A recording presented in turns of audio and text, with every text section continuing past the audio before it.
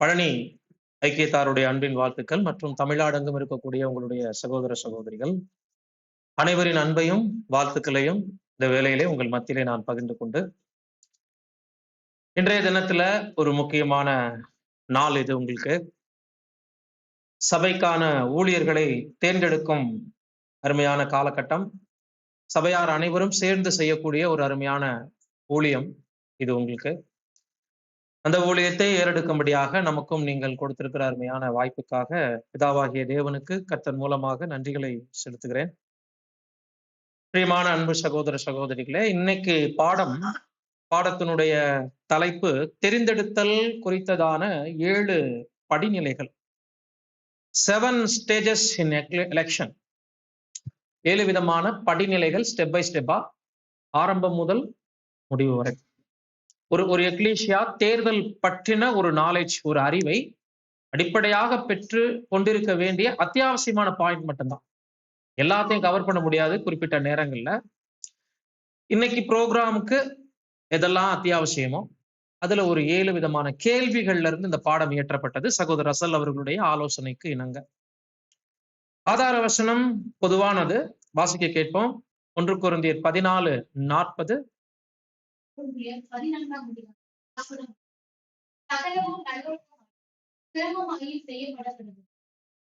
ஆமா, இது பொதுவாக எலெக்ஷன் நடத்த வேண்டிய அனைத்து எக்லீசியாவுக்கும் பொருந்தக்கூடிய பொதுவான ஆதார வசன பகுதி. சகலமும், இதுல எலெக்ஷன் என்ற வார்த்தை இடம்பெறல. பட் ஒரு எக்லீசியாவுடைய புரோகிராமிங் அனைத்துமே ஒரு ஆர்டர் படி, டிசிப்ளின் அடிப்படையில செய்தாகணும். எல்லாவற்றுக்கும் ஒரு ஒழுங்கு இருக்கணும் என்பதை இந்த வேத வசனம் நமக்கு கற்றுக் கொடுக்கிறது. அந்த ஒழுங்குக்கு உட்பட்ட மற்றொரு விஷயத்தை அப்போஸ்தலர் 14:23 நமக்கு கூறுகிறது. வாசிப்போம்.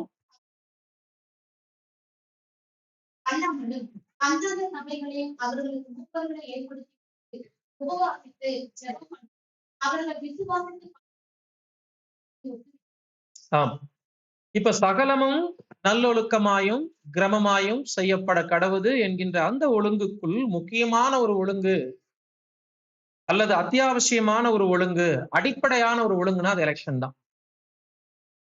எந்த ஒரு எக்லீசியாவும் ஆவிக்குரிய கூடுகைகள், பக்தி விருத்திக்கு ஏதுவான பல்வேறு கூடுகைகளை நடத்துவதற்கு அடித்தளம், அடிப்படையாக காணப்படக்கூடியது எலெக்ஷன் மாத்திரமே. இந்த எலெக்ஷன் இல்லாமல் சபையில் பக்தி விருத்திக்கு ஏதுவான எந்த கூட்டங்களும் ஒழுங்குபடுத்தி நடத்தி செல்ல முடியாது. அது சம்பந்தமான சில சந்தேகங்கள், குழப்பங்கள், தெளிவடையாமல் இருக்கக்கூடிய சில காரியங்களை இன்றைய பாடத்துல சற்று நேரம் நம்ம தியானிக்கலாம். எல்லார் கையிலையும் பேப்பர் பேனா இருக்குங்களா? டைரி வச்சிருக்கீங்களா? நோட் வச்சிருக்கீங்களா? ஓகே, எல்லாரும் நோட்ஸ் எடுக்கணும். நோட்ஸ் எடுக்கணும்னா இது பாடமா போக போறது இல்லை, நம்ம எல்லாரும் கலந்து பேச போறோம். சோ 7 வகையான கேள்விகளாக முதலாவது இவைகளை நம்ம பார்க்கும்போது, ஒவ்வொரு எக்லீசியாவும் ஏன் ஒவ்வொரு ஆண்டுக்கு ஒரு முறை இந்த தேர்தலை நடத்தணும்? ஃபர்ஸ்ட் கொஸ்டின் எழுதிக்கங்க. ஒரு எக்லீசியா வருஷத்துக்கு ஒவ்வொரு முறையும், ஒவ்வொரு ஆண்டும் ஏன் எலெக்ஷனை நடத்தியே ஆகணும்? முதல் கேள்வி.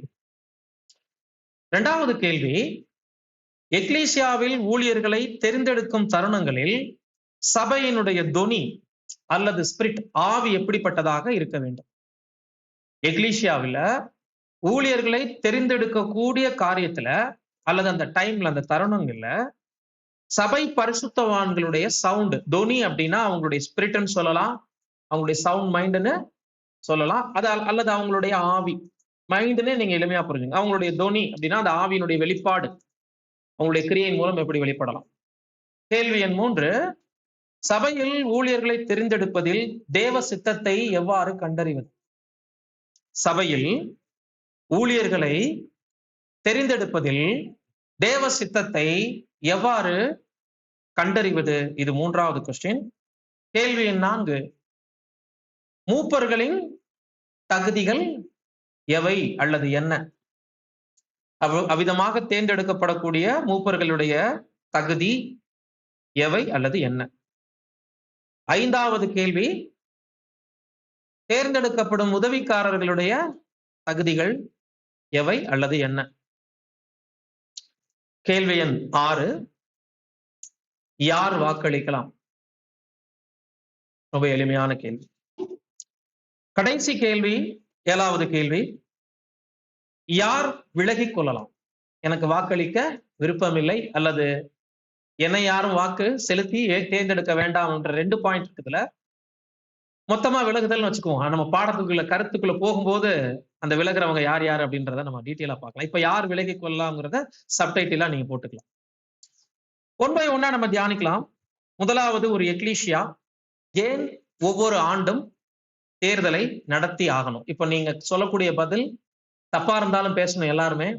ஏன்னா எலெக்ஷன் அப்படின்றது யாராவது ஒருத்தர் 2 பேருக்கானது இல்ல. சபையில தேர்ந்தெடுக்கப்படுற மூப்பர்களுக்கானது இல்ல, டீகன்ஸ்க்கானது கிடையாது. எல்லாரும் சேர்ந்து மெச்சூர்டா இருந்து மட்டும்தான் அந்த ஊழியத்தை செய்ய முடியும். சபையில எல்லாரும் வந்துட்டு கற்று தேர்ந்தவர்களா இருந்து மட்டுமே ஒரு தேர்தலை சந்திக்கும் பொழுது அந்த சபை ஒரு ஆரோக்கியமான சபையாக, வளர்ச்சிக்குரிய சபையாக காணப்படும். அப்படிங்கும்போது உங்களுடைய ஆன்சர் தப்பா கூட இருக்கலாம். அது அநேகருக்கு பிரயோஜனமா இருக்கலாம். இது தப்பான பதில் கொடுத்துட்டோமே நீங்க டிஸ்டர்ப் ஆக வேண்டிய அவசியம்லாம் கிடையாது. என்ன காரணத்தினால ஒவ்வொரு ஆண்டுக்கு ஒரு முறை எலெக்ஷன் கம்பல்சரி எக்லீசியால?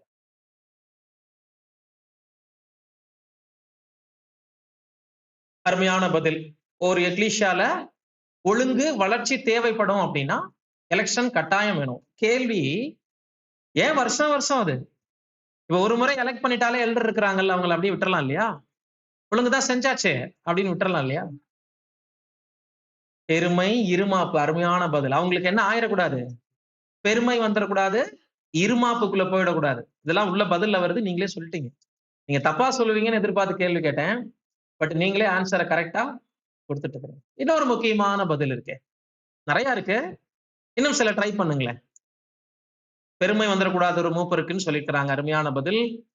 வளர்ச்சி, பக்தி விருத்தி பத்தி பேசியிருக்காங்க. இதுவும் உள்ள பாடத்துல இருக்கக்கூடிய பதில் தான். வேற என்ன ட்ரை பண்றீங்க? பாடம் கேட்டீங்களா? இன்னொரு பிரதர் புதுசா கூட வளர்ந்திருப்பாரு, அவங்க வர்றதுக்கு வாய்ப்புகள் இருக்கு. அவங்க வளர்ச்சி நிலையை சபை பார்த்து இருந்திருக்கோம். அவருக்கு கூட இந்த ஊழியம் கொடுக்கலாமேங்கிற ஒரு எய்ம் சபைக்கு இருந்து இந்த எலெக்ஷனை பண்ணாம விட்டோம்னா அந்த புது ஊழியக்காரங்க எலெக்ட் ஆகாமே போறதுக்கு அவங்களுடைய திறமை தாளந்துகள் புதைக்கப்படுவதற்கு வாய்ப்பு இருக்கு. நன்றி சிஸ்டர், ரொம்ப அருமையான பதில். வேற பிரதர்சங்க சைட்ல இருந்துட்டு வேற என்ன? இன்னும் சில முக்கியமான பதில்கள் இருக்கு. தொடர்ந்து ஒரு சில சகோதரர்கள் மாத்திரமே ஊழியத்தில் பங்கு பெறுவார்களானால் தனது சபை நான் உருவாக்கினேன், இந்த அறுவடையில் என்னுடைய பிரதான பங்கு இருக்கு அப்படிங்கிற எண்ணம் கண்டிப்பா உண்டு. பின்னால வேற யார் புதுசா வந்தாலும் அவர் விட மாட்டார். ஏன்னா இவர் ரொம்ப நாள் என்ன பண்ணிருப்பாரு, ஊழியத்துல இருந்ததுனால. அந்த பெயர் சபையில ஒரு ஆவி இருக்கு பாருங்க, தாத்தா, அப்பா, மகன், பேரன், இப்படி வரிசையா என்ன பண்ணிட்டு இருப்பாங்க, பாஸ்டரா இருப்பாங்க. சோ இந்த ஆவி, முதலாவது போப்பு மார்க்கத்தினுடைய ஆவி இங்க காணப்படக்கூடாதுன்னா நிச்சயம் அதற்கு வருடத்துக்கு ஒரு முறை தேர்தலை நாம புதுப்பிப்பது ரொம்ப நல்லது, இல்லைங்களா? இது சிறந்த பதில். எல்லாத்துக்கும் மேல முதலாவது நீங்க கொடுத்திருக்க வேண்டிய பதில், ஃபர்ஸ்ட் ஆஃப் ஆல் இது வேதாகம ஒழுங்குமுறை. ஏன் வருஷம் வருஷம் நம்ம செய்யணும்னா, முதல்ல உங்களுடைய பதில் என்னவா இருந்திருக்கணும்னா, இது வேதாகம ஒழுங்குமுறை. ரெண்டாவது நீங்க சொன்ன பதில் எல்லாமே கரெக்ட். பெருமை வந்துரும் ஒருத்தருக்குள்ள, மேட்டிமை வந்திருக்கும், தன் சபைங்கிற எண்ணம் வந்துடக்கூடாது, புதிதா வந்த சகோதரர்களுக்கு அதுல வாய்ப்பு கொடுக்கணும், இதெல்லாம் ஓகே. இதே இந்த புதிதாய் வந்த சகோதரர்கள், அதாவது புதிதாய் எலெக்ட் பண்ண வேண்டிய சகோதரர்கள் பத்தி பேசுனீங்க, அதுக்கு ரிலேட்டடா இன்னொரு பதில் இருக்கு. யார் சொல்றீங்கன்னு பார்க்கலாம். எலெக்ஷன் நம்ம நடத்த வேண்டியதனுடைய அவசியம், புது சகோதரர்கள் கூட வாய்ப்பு கொடுக்கலாம்னு சொன்னீங்கல்ல, அதுக்கு ரிலேட்டடா ஒரு பதில் இருக்கு. யாராவது ட்ரை பண்றீங்களா?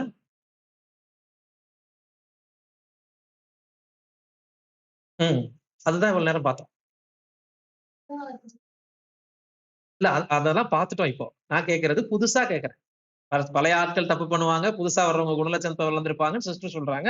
இதை பார்த்த பின்னாடிதான் கேள்வி கேட்கிறேன். வேற என்ன பாயிண்ட்? புதுசுங்கிற பாயிண்ட்ல வேற உங்களுக்கு எதுவும் தோணலையா? அப்படின்னா ஒவ்வொரு எக்லிஷியாலையும் வருஷத்துக்கு ஒரு முறை அல்லது இடைப்பட்ட நாட்கள்ல கூட புதிதாக கிளாஸ் கேட்டு உடன்படிக்கை பண்ணவங்க என்ட்ரி ஆகுறாங்களா இல்லையா? அடுக்குதான் இல்லைங்க, நியூ கமர்ஸ் இருக்காங்கல்ல, அவங்களுக்கு வேதாகம ஒழுங்குமுறையை எப்படி கத்து கொடுப்பீங்க? ஒரு வருஷம் வருஷம் நடத்துறோம்ல ஆண்டவருடைய நினைவு கூறுதலை, அப்ப அதை அவங்க அதுல தெரிஞ்சுக்கிறாங்கல்ல. இது போல எலெக்ஷன் என்கின்ற ஒழுங்குமுறையை நாங்க நடத்திட்டோம் எப்பொழுதோ. கொஞ்சம் சீக்கிரம் செட்டில் ஆகும் பிரதர். டக்கு டக்குன்னு உட்காருங்க. டிஸ்டர்ப் பண்ணாம உட்காருங்க டக்குன்னு.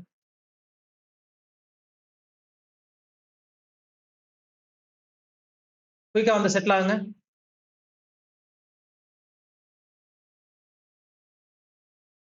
டக்குன்னு இருக்கைக்கு போங்க. இது போல புதிதாக உடன்படிக்கை செய்து வர்றவங்களுக்கு பெயர் சபைக்கும் நமக்கும் உள்ள டிஃபரெண்ட் என்னன்னு காமிக்கணும்னா, நாங்க இப்படித்தான் ஒரு மெத்தட் வச்சிருக்கிறோம். இது பாபிலோனுடைய முறை இல்ல. இதன் மூலம் நாங்கள் ஊழியர்களை, அப்ப சபை கர்த்தருடைய மேற்பார்வையில மட்டும் இருக்கும், எந்த தனி மனித கட்டுப்பாட்டுக்குள்ளேயும் போகாதுங்கிறத கிரியையின் மூலம் புதிதாய் உடன்படிக்கை செய்து வந்த குழந்தையாக வளர்ச்சியில் இருக்கக்கூடிய சகோதர சகோதரிகளுக்கு நாம கற்றுக் கொடுக்கிறோம். இன்னும் முக்கியமான விஷயம் இருக்கு. எபேசியர் 4:12.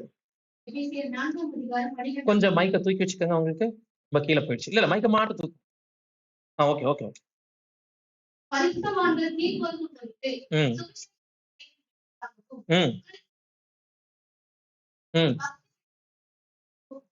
அவ்வளவுதான். எலெக்ஷன் எதுக்கு? ஒழுங்குமுறை சபையில ஒவ்வொரு வருடமும் நம்ம ரினிவல் பண்றோம், புதுப்பிக்கிறோம். அதனுடைய பர்பஸ் நிறைய இருந்துச்சு, பார்த்துட்டோம். பிராக்டிக்கலா உங்களுடைய பதில கொடுத்துட்டீங்க. வசனத்துடன் சொல்லணும் அப்படின்னா எடிஃபிங் ஒர்க் நடக்கணும். சபையில என்ன நடக்கணும்? எடிஃபிகேஷன், பில்டிங் என்ன ஆகப்படணும்? ஒவ்வொரு முறையும் வருஷம் பில்டிங் கட்டப்பட்ட இடத்திலேயே காணப்படுதா, டெவலப் ஆயிருக்குதா அப்படின்றது ரொம்ப ரொம்ப ரொம்ப ரொம்ப முக்கியம். பாருங்க இந்த பிக்சர். ஒரு பக்கம் பினிஷிங் ஆன ஒரு வீடு, இன்னொரு பக்கம் ஜன்னல் வைக்கல, சிமெண்ட் என்ன பண்ணல, பூசல, டைல்ஸ் பதிக்கல, எக்ஸெட்ரா எதுவுமே இல்ல. ஜஸ்ட் வேலை என்ன இருக்குது, தொடங்கி போயிட்டு இருக்கு. இப்ப இது எக்லீஷியான்னு வச்சுக்கோங்க. எக்லீஷியாவுடைய பிகினிங் ஸ்டேஜ் இது. எக்லீஷியா எந்த நிலைமைக்கு போகணும்? அப்படி பினிஷிங் ஸ்டேஜுக்கு போகணும். அப்ப இது வருஷம் இதுக்குள்ள என்ன ஆகணும்? அந்த ஒரு வேலை, ஸ்ட்ரென்த் பண்றக்கூடிய வேலை, டெவலப்மெண்ட். இதுதான் பக்தி விருத்தி, எடிஃபிங் ஒர்க். போன வருஷம் கொஞ்சம் நடந்திருக்கும், ஒரு கதவு ஜன்னல் வச்சிருப்போம். இந்த வருஷம் ஸ்டெப் வைக்கணும், அடுத்த வருஷம் டைல்ஸ் பதிக்கணும். இப்படி ஒரு வீட்டுக்கு ஸ்டெப் பை ஸ்டெப்பா வேலைகள் இருக்க மாதிரி பரிசுத்தவான்கள் சீர் பொருந்தது வருஷம் முன்னேற்றத்தை பொறுத்தது. ஒரு வருஷத்துல எல்லாரும் என்ன பண்ணிட மாட்டோம், வளர்ந்துட மாட்டோம் இல்லைங்களா? இந்த வருஷம் சில கிளாஸஸ் கேட்டிருப்பீங்க, அது உங்களை சில பக்தி விருத்திக்கு ஏதுவான பாதையில நடத்திருக்கும். அடுத்த வருஷம் புது ஸ்டடிஸ் உங்களுக்கு கிடைக்கலாம், புது சகோதர ஐக்கியம் கிடைக்கலாம், புதிய முயற்சிக்குள்ள தியானத்துக்குள்ள நீங்க என்ன பண்ணலாம், கடந்து போகலாம். அப்போ கடந்த வருடம் இந்த அளவுக்கு வேலையை சிலர் நிறுத்தி இருந்தாங்கன்னா, இந்த வருஷம் புதுசா வர்றவங்க இந்த அளவுக்கு கொண்டு போறதுக்கு அடுத்த எஃபர்ட் என்ன பண்ணுவாங்க, எடுப்பாங்க. அவங்களும் பினிஷ் பண்ணிடுவாங்கன்னு நினைச்சிடக்கூடாது. அவங்களால் முடிஞ்ச கட்டிடத்தை என்ன பண்ணுவாங்க, அவங்க முயற்சிகளை கட்டுவாங்க. அதாவது வந்த சகோதரர்களே வந்தாலும் தொடர்ந்து கட்டட்டும், புதிதாய் வந்தவங்க சேர்ந்து என்ன பண்ணணும், கட்டணும். ஆக மொத்தம் பக்தி விருத்தி அடைவதற்குத்தான் சபையில எலெக்ஷன் ரொம்ப ரொம்ப கட்டாயம் என்று பார்க்கிறோம் பிரியமான சகோதர சகோதரி. சோ நீங்க எல்லாமே கொடுத்துட்டு அருமையான பதில் இங்கே இருக்கு பாருங்க. புதிதாக வந்தவர்களுடைய அந்த ஒரு என்ட்ரி இருக்கும், அந்த ஒழுங்குமுறையை அவங்க கத்துக்கிறதுக்கு, பக்தி விருத்திக்கு எதுவான கூட்டங்கள் நடத்துவதற்கு, சகோதர சகோதரிகளுடைய ஆவிக்குரிய வளர்ச்சி நிலைங்கிறதா பக்தி விருத்தி. குறிப்பாக வேதாகமத்தினுடைய ஒழுங்குமுறை. இது முதல் பாயிண்ட்டுக்கு நாம பார்க்கிற விளக்கங்கள். அவ்வளவுதான், எளிமையா இருக்கும். எளிமையாக நம்ம புரிந்து வைத்திருக்கக்கூடிய சில கருத்துக்களை உறுதிப்படுத்திக்கிறதா இந்த ஒரு பாடமாக இருக்கும். சில சந்தேகங்கள் உங்களுக்கு கிளியர் ஆகும். செகண்ட் கொஸ்டின் இப்ப நம்ம கடந்து போலாம். எக்லீசியாவில் ஊழியர்களை தெரிந்தெடுக்கும் தருணங்களில் சபையினுடைய தொனி, ஆவி எப்படி இருக்க வேண்டும், அல்லது நம்மளுடைய சிந்தை மனநிலையை எப்படி வச்சுக்கணும்? ஒரு ஊழியர்களை நம்ம தெரிவு செய்யும் போது உலகம் எப்படி வச்சுக்குது? ஒண்ணு இல்ல, இப்ப எங்களுக்கு நெக்ஸ்ட் 2 மந்த்க்கு அப்புறம் சட்டசபை தேர்தல் தமிழ்நாட்டுல சந்திக்க போறோம். இன்னைக்கு ஒரு வருஷத்துக்கு முன்னாடியே ஆரம்பிச்சிட்டாங்க அரசியலை. அவங்க ஆட்களுக்கு அவங்கவுங்க எப்படியாவது ஃபேவரா இருக்கணும்ன்றதுனால அவங்கவுங்க தலைவர்களை ஜெயிக்க வைக்கணுங்கிறதுக்காக வார்டுல இருந்து டிஸ்ட்ரிக்ட்ல இருந்துட்டு ஸ்டேட் வரைக்கும் பயங்கரமான போட்டி மனப்பான்மையோட, கட்சி மனப்பான்மையோட வேலை நடந்துட்டு இருக்கு. இப்ப உலக தேர்ந்தெடுத்தல் தேர்தலுக்கும் எக்லீசியாக்குள்ள கர்த்தருடைய ஃபாலோவர்ஸ் சந்திக்கக்கூடிய ஒரு தேர்தலுக்கும் இருக்கக்கூடிய அந்த ஆவியின் வித்தியாசம் தான் தொனி என்று நம்ம பார்க்கணும். நம்மளுடைய சவுண்டு, ஸ்பிரிட் மூலமா வெளிப்படக்கூடிய சவுண்ட் மைண்ட் எப்படி வெளிப்படணும், எப்படி வெளிப்படக்கூடாது, ரெண்டு விதமான கோணத்தில் நம்ம பார்க்கணும். அப்ப உலகத்துக்குள்ள முதலாவது இந்த கட்சி மனப்பான்மைன்னு சொல்லும் போதே குழுக்களா பிரிஞ்சிருவாங்க. அவங்களுக்குள்ள என்ன ஆயிடுது, நான் இந்த கட்சி ஆதரவு, நீ அந்த கட்சி ஆதரவு, உன்னை எனக்கு பிடிக்காது, என்ன உனக்கு பிடிக்காது. சபையில இந்த தொனி வந்துடக்கூடாது. முதல் பாயிண்ட், சபையில இந்த ஸ்பிரிட் என்ன பண்ணிடக்கூடாது, காணப்படக்கூடாதுன்னு சொன்னா, எனக்கு சில சகோதரர்களை ரொம்ப பிடிக்கும், உங்களுக்கு சிலரை பிடிக்கும். ஒரு சிலர் சத்திய உபதேசத்துல சிலரை கைட் பண்ணி வழி நடத்தி வந்துட்டு இருப்பாங்க. அவங்களுக்கு யாரா இருப்பாங்க, கண்டிப்பா மூத்த சகோதரர் இருப்பாங்க. அவங்க மேல நிச்சயமா என்ன இருக்கும், ஒரு மரியாதை இருக்கும். இதே மாதிரி இன்னொரு குரூப்புக்கு வேற ஒரு சகோதரன் பேசிக்கிட்டு இருப்பார். இன்னைக்கு சபைகள்ல போற பிரச்சனை என்ன தெரியுங்களா, இதுதான். இவர் என்ன சத்தியத்துல கொண்டு வந்துட்டாரு, அதனால அவர் சொல்றதுக்கெல்லாம் நானு ஆடுவேன், கீழ்ப்படிதல் காட்டுவேன். அவர் தப்பே பண்ணாலும் நான் என்ன பண்ணுவேன், கூட சேர்ந்து. அவரே விழுந்தாலும் நானும் விழுவேன். உங்களை சத்தியத்துல வழி நடத்தினவர் அவரா இருந்தா அவர் பேச்ச நான் என்ன பண்ண மாட்டேன், கேட்க மாட்டேன். இல்ல எனக்கு இவர் தான் வேணும்னு அவங்க சொல்லுவாங்க. இப்படி 1, 2ன்னு டிவிஷன் ஆகும். குழுக்கள் கட்சி மனப்பான்மையோடு சபையில பிரியும் போதுதான் அன்றே சொன்ன அந்த வார்த்தை, சிலர் அப்பல்லோவை சேர்ந்தவன் என்றும் சிலர் பவுலை சேர்ந்தவன் என்றும் உங்களுக்குள்ளே எப்படி சொல்லலாம், இது கர்த்தருடைய ஒரே சரீரமாகிய சபை. சோ முதலாவது நம்மளுடைய மைண்ட்ல இருந்து அப்புறப்படுத்த வேண்டிய விஷயம், எல்லாரும் என் சகோதர சகோதரிகள், எல்லோரும் ஒரே ஆவியினால போஷிக்கப்படுபவர்கள், எல்லாருக்கும் ஒரே தேவனும் ஒரே பிதாவும் உண்டு, நாங்க எல்லாம் உண்மையில கூடி வர்ற இடம். மாம்சத்தின்படி ஒருத்தர் தவறு செய்வாரானால் எனக்கு நெருக்கமான எப்படிப்பட்ட சகோதரனா இருந்தாலும் அவர் வேண்டாம், அவர் என் ஃபேமிலியாவே இருந்தாலும். வேதத்தின் அடிப்படையில ஒருத்தருக்கு தகுதி இருக்குன்னா அவரை மட்டும்தான் நான் எலெக்ட் பண்ணுவேன். இதான் உங்களுடைய சவுண்டா இருக்கும், புரியுதுங்களா? அப்ப தேவனுடைய ஆவியை வச்சு நீங்க எலெக்ட் பண்ணணும். அதுதான் அன்புக்குரிய சகோதர சகோதரிகளே வாசிக்கிறோம். 1 யோவான் 4:1.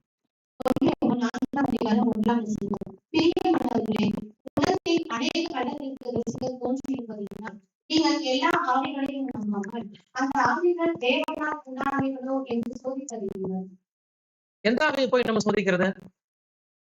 இந்த இடத்துல வரக்கூடிய ஆவி என்ன? சத்திய உபதேசத்தின் ஆவி ஒரு சகோதரனுக்குள் இருக்கா? நாம கேட்டு கற்றறிந்து நிச்சயித்து கொண்டிருக்கக்கூடிய உண்மையான மோஸ்ட் ஹோலி ஃபெய்த், மகா பரிசுத்தமான விசுவாசத்தின் அடிப்படையில ஒருத்தருடைய லைஃப் இருக்கா? அந்த சகோதரனுடைய மைண்ட்ல உண்மையான தாழ்மை இருக்கா?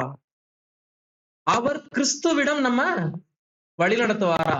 இதெல்லாம் தான் ஆவியை சோதிக்கிறது. எல்லா ஆவியை நம்பாதீங்கன்னா என்ன அர்த்தம், எல்லா சகோதரர்களுடைய ஸ்பிரிட்டையும் யதார்த்தமா பார்த்து ஏமாந்துராதீங்க. அவங்க உள்ளம் எப்படி இருக்குங்கிறத நீங்க கண்டுபிடிக்கணும்னா அவருடைய ஜீவியம் சத்தியத்திற்கு இசைவா இருக்கா, வேத எழுத்துக்களுக்கு உட்பட்டு இருக்கான்னு நீங்க தேவனுடைய ஆவியிலிருந்து அவரை சோதிங்க. உங்க பர்சனல் மாம்சத்தின்படி சோதிக்க வேண்டாம்னு சொல்ல வர. அதே மாதிரி அப்போஸ்தலர் 20:28. அப்போஸ்தலர் 20:28. ஆகையால் உங்களை குறித்து தேவன் தம்முடைய சுய ரத்தத்தினாலே சம்பாதித்துக் கொண்ட தமது சபையை மேய்ப்பதற்கு பரிசுத்தாவிகளை கண்காணிகளாக வைத்த மந்தை முழுவதையும் குறித்தும் எச்சரிக்கையாக இருங்கள். பரிசுத்தாவி எப்படி கண்காணியா வைக்கும் யாரையும்? இது என்ன ஃபீல் பண்றீங்க? அதுக்கு என்ன பதில்? எல்லா ஆவியும் நம்பாதீங்கன்னு முதல் வசனம் படிச்சோம் இல்லைங்களா? அந்த வசனத்தை யோசிச்சீங்கன்னா அதுக்கு பதில் சொல்லிடலாம். பரிசுத்தாவி கண்காணியாக ஒரு சகோதரனை சபைக்குள்ளாக எப்படி ஏற்படுத்தும்? அருமையான பதில் சொன்னார். நாம ஒரே மைண்ட்ல இருந்து ஒரே ஆவியில இருந்து பரிசுத்தாவின் துணை கொண்டு ஒருத்தரை கை வைக்கும் போது, இவருக்குள்ள நான் மாம்சத்தின்படி எதையும் பார்க்கல, எனது சகோதரன் சத்திய ஊழியம் அருமையா செய்து கொண்டிருக்கிறார், இனிமேலும் செய்வார் அப்படின்ற ஒரு மனநிறைவோடு சிந்தையில நீங்க கரங்களை உயர்த்தும் போது அந்த சகோதரனை எலெக்ட் பண்றது நீங்களா இருந்தாலும் உங்க கை மூலம் யாருடைய சித்தம் வெளிப்படுது? தேவ சித்தம் தேவ ஆவியினால் வெளிப்படும். பரிசுத்தாவின் துணை இல்லாம மாம்சத்துல யோசிச்சு கைவிட்டீங்கன்னா போட்டி மனப்பான்மையும் கட்சி மனப்பான்மையும் பிரிவினைகளும் வாக்குவாதங்களும் பிரச்சனைகளும் உருவாயிடும். எல்லாருடைய மைண்ட்லையும் தேவனுடைய சிந்தை பரிசுத்தாவி வேத வசனத்துக்கு உபயோக பண்ணி கரங்களை வைத்தனீங்கன்னா இந்த நபர் யாரால் எலெக்ட் பண்ண மாதிரி அர்த்தம் வருது. இப்போ பரிசுத்தாவி கண்காணியாக வைத்தனா தேவனே அவரை அங்கீகரித்திருக்கிறார் என்று பொருள். நீங்க கரங்களை உயர்த்தி இருந்தாலும் பரிசுத்தாவி கண்காணியாக வச்சிருச்சு அப்படின்னு சொன்னாலே நீங்க எலெக்ட் பண்ண நபரை மாற்றத்தின்படி நீங்க யாரும் தெரிவு செய்யல, பரிசுத்தாவினுடைய துணை கொண்டு எலெக்ட் பண்ணிட்டீங்க. அதனால் தேவனானவர் ஏற்படுத்தினார்னு எபேசியர்ல வார்த்தை படிக்கிறோம் இல்லைங்களா, அதுவும் பொருந்தும். இங்க பரிசுத்தாவி உங்களை கண்காணியாக வைத்த என்ற வார்த்தையும் சரியாக நமக்கு பொருந்தும். பிரியமான சொல்றது, இந்த விஷயத்துல நம்மளுடைய மைண்ட் எப்படி இருக்கும்னா, இன்னைக்கு ப்ரோக்ராம் கூட இந்த மாதிரி இருக்கணும். என்னது, ஒவ்வொரு வருஷமும் நினைவு கூறுதலை நாம் ஆசரிக்கும் போது எத்தனை பேர் ஆசரிச்சீங்க லாஸ்ட் இயர் நினைவு கூறுதல்? 45. எல்லாரும் கேதர் ஆனீங்களா? ஓகே. எத்தனை அப்பம் சுட்டீங்க சகோதரிகள் சொல்லுங்க. நீங்க தானே சுட்டிருப்பீங்க. அப்பம் சுட்டீங்களா, வெளியே வாங்கினீங்களா? வீட்டுல சுட்டீங்க. எத்தனை அப்பம் சுட்டீங்க? 2. எத்தனை பேர் இருக்கீங்க கிளீஷால? 45 அப்பம் சுட்டிருக்கணும்ல. ஒரே அப்பம் தானே சுட்டோம். அதான் உண்மைண்டு. அப்படின்னா இந்த தேர்தல் எப்படி இருக்கணும்? 45 ஆவி என்ன பண்ணக்கூடாது, உள்ள வரக்கூடாது. புரியுதுங்களா? என்னடா திடீர்னு பிரதர் 45 அப்பம் சுட சொல்றாருன்னா குழப்பம் அடைஞ்சீங்க எல்லாரும். அதெல்லாம் நான் செய்ய சொல்லல. பஸ்காவுக்கு எப்படி ஒரு அப்பம் சுடுறோமோ, பத்தலைன்னா என்ன பண்ணுவோம், எக்ஸ்ட்ரா ஒண்ணு சுடுவோம், ஆள் எண்ணிக்கை ஜாஸ்தியா இருந்தா. அந்த 2க்கு மீனிங் கிடையாது, ஒண்ணுதான், ஒரே அப்பம் தான். சபையின் ஊழியர்களை தெரிவு செய்யற விஷயத்துல பல ஆவிகள் என்ன கூடாது. நீங்கள் உங்க கையில வச்சிருக்கக்கூடிய ஸ்கேல் தேவனுடைய வார்த்தை. அந்த ஸ்கேல்ல சகோதரர்களுடைய மாம்சம் உங்களுக்கு தெரியக்கூடாது. சகோதரர்களுடைய ஊழிய பாதை தேவனுடைய ஆவிகிட்ட உங்களை அவங்க வழி நடத்திருக்காங்களா? சபையான பக்தி விருத்தி ஏற்பட்டிருக்கா? அதுக்காக மாம்சத்தை பார்க்கவே கூடாதுன்னு தப்பு பண்ணவருக்கு சப்போர்ட் பண்ணிட சொல்லல. அதுக்கு வசனம் படிச்சுதான் உள்ள போவோம். இங்க என்ன சிந்தையில நம்ம அமர்ந்திருக்கணும்னா, எந்த சுயநல நோக்கத்தோடு நம்ம அமர்ந்திருக்கணும். தேவனுடைய ஆவில எல்லாவற்றையும் பாஸ் ஓவர்ல எப்படி ஒரு உண்மை இருக்கோ அந்த திங்கிங் இங்க நம்ம கடப்போம். நெக்ஸ்ட் 3வது பாயிண்ட், சபையில் ஊழியர்களை தெரிந்தெடுப்பதில் தேவ சித்தம்னு ஒண்ணு இருக்குல்ல, அதை எப்படி கண்டுபிடிப்பீங்க? இப்ப தேவனுடைய ஆவியை கொண்டு தெரிந்தெடுங்கன்னு பார்த்தாச்சு. 2வது பாயிண்ட். ஃபர்ஸ்ட் பாயிண்ட், இதனுடைய அவசியம் என்னன்னு வருஷம் வருஷம் ஏன் தேர்வு செய்யணும் அப்படின்ட்டு பார்த்துட்டோம். 3வது பாயிண்ட், தேவ சித்தம் சித்தம் சித்தம் சித்தம் சொல்றோம் இல்லைங்களா, வார்த்தைக்கு வார்த்தை. அது தேவனுடைய ஆவியில பரிசுத்தாவின் துணையோடு செய்யறோம்னு சொல்றோம் இல்லைங்களா. சித்தம்னா என்ன? அந்த சித்தத்தை எவ்வாறு சபை கண்டறிவது? ஆன்சர் பண்ணுங்க பார்க்கலாம். இவ்வளவு நேரம் பார்த்ததுதான் சொல்லிட்டு இருக்கீங்க. திரும்ப ஒருமித்த ஆவியோடு கரங்களை உயர்த்துறது இல்ல, பதில் ரிலேட்டடா இருக்கிறதுனால நீங்க கொடுத்ததுலாம் தவறே கிடையாது. அப்படியாவது வழி நடத்துறீங்களே, சந்தோஷம். ஒருமித்த ஆவி இருந்தா தேவ சித்தம். ஓகே, நான் இன்னும் என்ன கேட்கிறேன்னா, 2 பாயிண்டா உங்களுக்கு இதுல கேள்வி நான் கேட்கிறேன். தேவ சித்தத்தை தெரிவு செய்யற உங்களுடைய பகுதியில இருந்து நீங்க எப்படி வெளிப்படுத்தணும்? தேர்ந்தெடுக்கிற நபர் அவர் பக்கத்துல இருந்து நீங்க எப்படி பார்க்கணும்?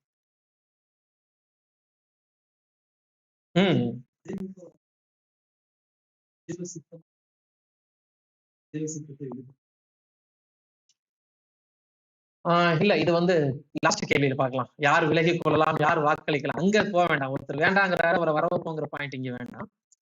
ஒரு தனிநபர் விஷயத்துல தேவ சித்தத்தை சபை எப்படி கண்டுபிடிப்பீங்க? நீங்க எல்லாம் சேர்ந்து தேவ சித்தம் எப்படி செய்யறீங்க? இப்படி 2 கேள்வியா நான் வைக்கிறேன். நீங்க தானே எலெக்ட் பண்ண போறீங்க. உங்க சைட்ல இருந்து தேவ சித்தம் எப்படி வெளிப்படணும்? நீங்க யார் எலெக்ட் பண்ண போறீங்களோ அவர்கிட்ட தேவ சித்தத்தை எப்படி பார்ப்பீங்க? கேள்வி புரியுதுங்களா? இன்னொரு ரிப்பீட் பண்ணவா? நீங்க யாரை எலெக்ட் பண்றீங்களோ அந்த சகோதரன் பக்கத்தில் இருந்து தேவ சித்தம் உடையவராங்கிறத எப்படி கண்டுபிடிக்கிறீங்க? நீங்க எல்லாரும் தேவ சித்தம் செஞ்சுதான் அவரை எலெக்ட் பண்றீங்களா? அப்படின்னா உங்க சைட்ல என்ன ப்ரூஃப் வச்சிருக்கீங்க? சொல்லுங்க.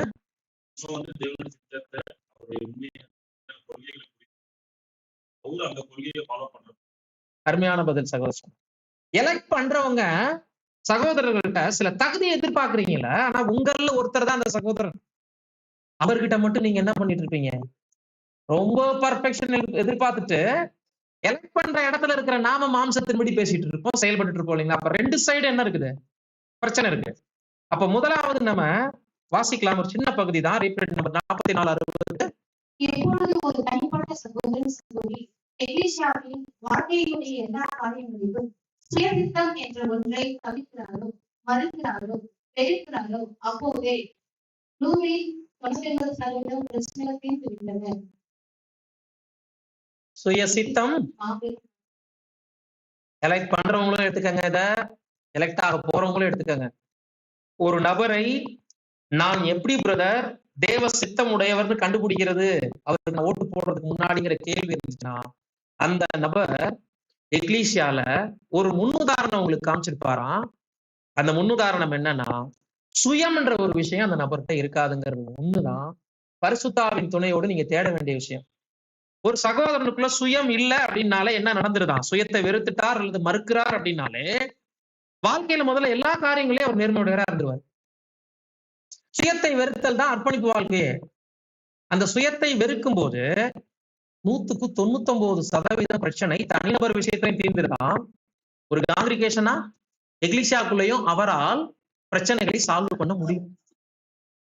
அப்ப தேவ சித்தத்தில் நீங்கள் கவனிக்கப்பட வேண்டிய முதல் முக்கியமான விஷயம், உடன்படிக்கை செய்ததில் இனி நான் என் விருப்பப்படி அல்ல, தேவனே உம்முடைய சித்தத்தின்படி செய்ய வருகிறேன்றதுதான் உடன்படிக்கையினுடைய அந்த மையமே. சுயத்தை வெறுத்தல். ஒருவன் என்னை பின்பற்றி வர விரும்பினால் நிபந்தனை என்ன? முதல் நிபந்தனை என்ன? முதல் நிபந்தனை என்ன? விரும்பினால். எல்லாருமே அந்த வெறுத்தலுக்கு ரெண்டாவது தான் போறோம். ஃபர்ஸ்டே வெறுத்தல் சொல்லிடுறீங்க, வெறுத்தல் ரெண்டாவது போங்க. முதல்ல விருப்பத்தை சாய்ஸா வச்சிருக்கிறாரு அப்படின்னா, தேவன் விரும்பாதவங்களை கூப்பிடவே இல்லை. சுயத்தை வெறுக்கத்தானே விரும்புறீங்கன்னு கேட்டார் இல்லையா? அப்ப வெறுக்கிறோம்னு ஒப்பு கொடுத்தோம் இல்லைங்களா? அப்புறம் தான் விரும்பினால் தன்னைத்தான் வெறுத்து தன் சிலுவையை எடுத்து அனுதினமும் என்னை பின்பற்றி வர கடவன் சொன்னார் கர்த்தர். அப்ப ஒரு சகோதரன் ஒரு எக்லிஷால ஊழியம் புரிகிறார் அப்படின்னா அவர் சுயத்தை வெறுத்திருக்கிறார் என்பது எப்படிலாம் வெளிப்படும். நீங்க எவ்வளோ ஏளனம் பேசினா கூட அவர்கிட்ட இருந்து சாந்தத்தின் ஆவி வெளிப்படும், விட்டு கொடுத்தல் வெளிப்படும். மந்தை என்னதான் அவங்க கிட்ட தவறா நடந்துட்டாலும் இவர்கள் மந்தை நான் மேய்ப்பன் என்கின்ற மெச்சூர்டு அவர்கிட்ட காணப்படும். தீமைக்கு தீமையை உடனடியாக செய்யவோ, மாற்றப்படவோ, வார்த்தைகளால காயப்படுத்தவோ, யாரையும் துக்கப்படுத்தவோ அந்த சகோதரன் என்ன பண்ண மாட்டாரு. காரணம் அவர் என்னெல்லாம் செஞ்சுட்டு இருப்பாருன்னா, தேவனுடைய வார்த்தைகளை தனிப்பட்ட விதத்துல நன்கு தியானம் செய்து கொண்டிருக்கிற சகோதரனாக இருப்பார். இரண்டாவது, ஜெப வாழ்க்கையில எல்லாரும் எப்படி மூப்பர் என் மேல பெரிய பொறுப்பு இருக்கு என்பதை உணர்ந்தவராக தனது வீட்டிலையும் சரி, எக்லிஷியா வரும் பொழுதும் சரி, எல்லா நேரங்களையும் ஜெபித்து எந்த ஒரு காரியத்தையும் செயல்படுத்துகிறவராகவும், ஜெபம் செய்துவிட்டு பிறருக்கு ஆலோசனை கொடுக்கக்கூடியவராகவும், ஜெபத்தில் அதிக நேரம் செலவிடக்கூடியவராகவும் இருப்பார். சகோதரர்களை தொடர்ந்து தேவனுடைய வார்த்தைக்கு நேராக பக்குவப்படுத்தி அவர்கள் தவறு செய்தாலும் இவர் மருந்தான வார்த்தைகளை பேசி அவர்களுடைய குற்றங்களை எளிமையாக அவர்களுக்கு உணர்த்தி பக்குவமாக அவர்களை சீர்படுத்தக்கூடிய வேலையை அவர் செய்யக்கூடியவராக இருப்பார். குறிப்பாக நன்கு சத்தியத்தில் அனுபவசாலியாக அவர் இருப்பார். இதை பார்த்தாலே ஓகே, அவங்ககிட்ட எவ்வளோ விஷயத்தையும் நீங்க தேட வேண்டியதே இல்லை. ஊழியம் கொடுத்துருந்தீங்கன்னா அவர் தனியா எக்லிஷால அந்த ஒரு வருஷம் தெரிஞ்சிருப்பார் உங்களுக்கு. அப்ப சுயத்தை வெறுத்திருக்கிறாருனாலே அவருடைய சொந்த பூலோக உத்தியோகங்கள், வேலை வாய்ப்புகள், சொந்த குடும்பம்னு பின்னாடி ஓடுறது, பிசினஸ்னே அளவுக்கு அதிகமா அதுல ஓடிட்டு எக்லிஷாவுக்கு ஏதோ ஒரு பார்ட் மட்டும் கொடுத்திருந்தாருன்னா அவர் சுயத்தை வெறுத்தவர் கிடையாது. எக்லிஷால ஒருத்தருக்கு ஊழியம் கொடுக்குறீங்கன்னா அவரு பூலோகத்துல லாஸ் ஆயிட்டு சத்தியத்துக்காக எக்லிஷாவுக்காக நஷ்டப்படக்கூடியவரா இருந்திருப்பார்.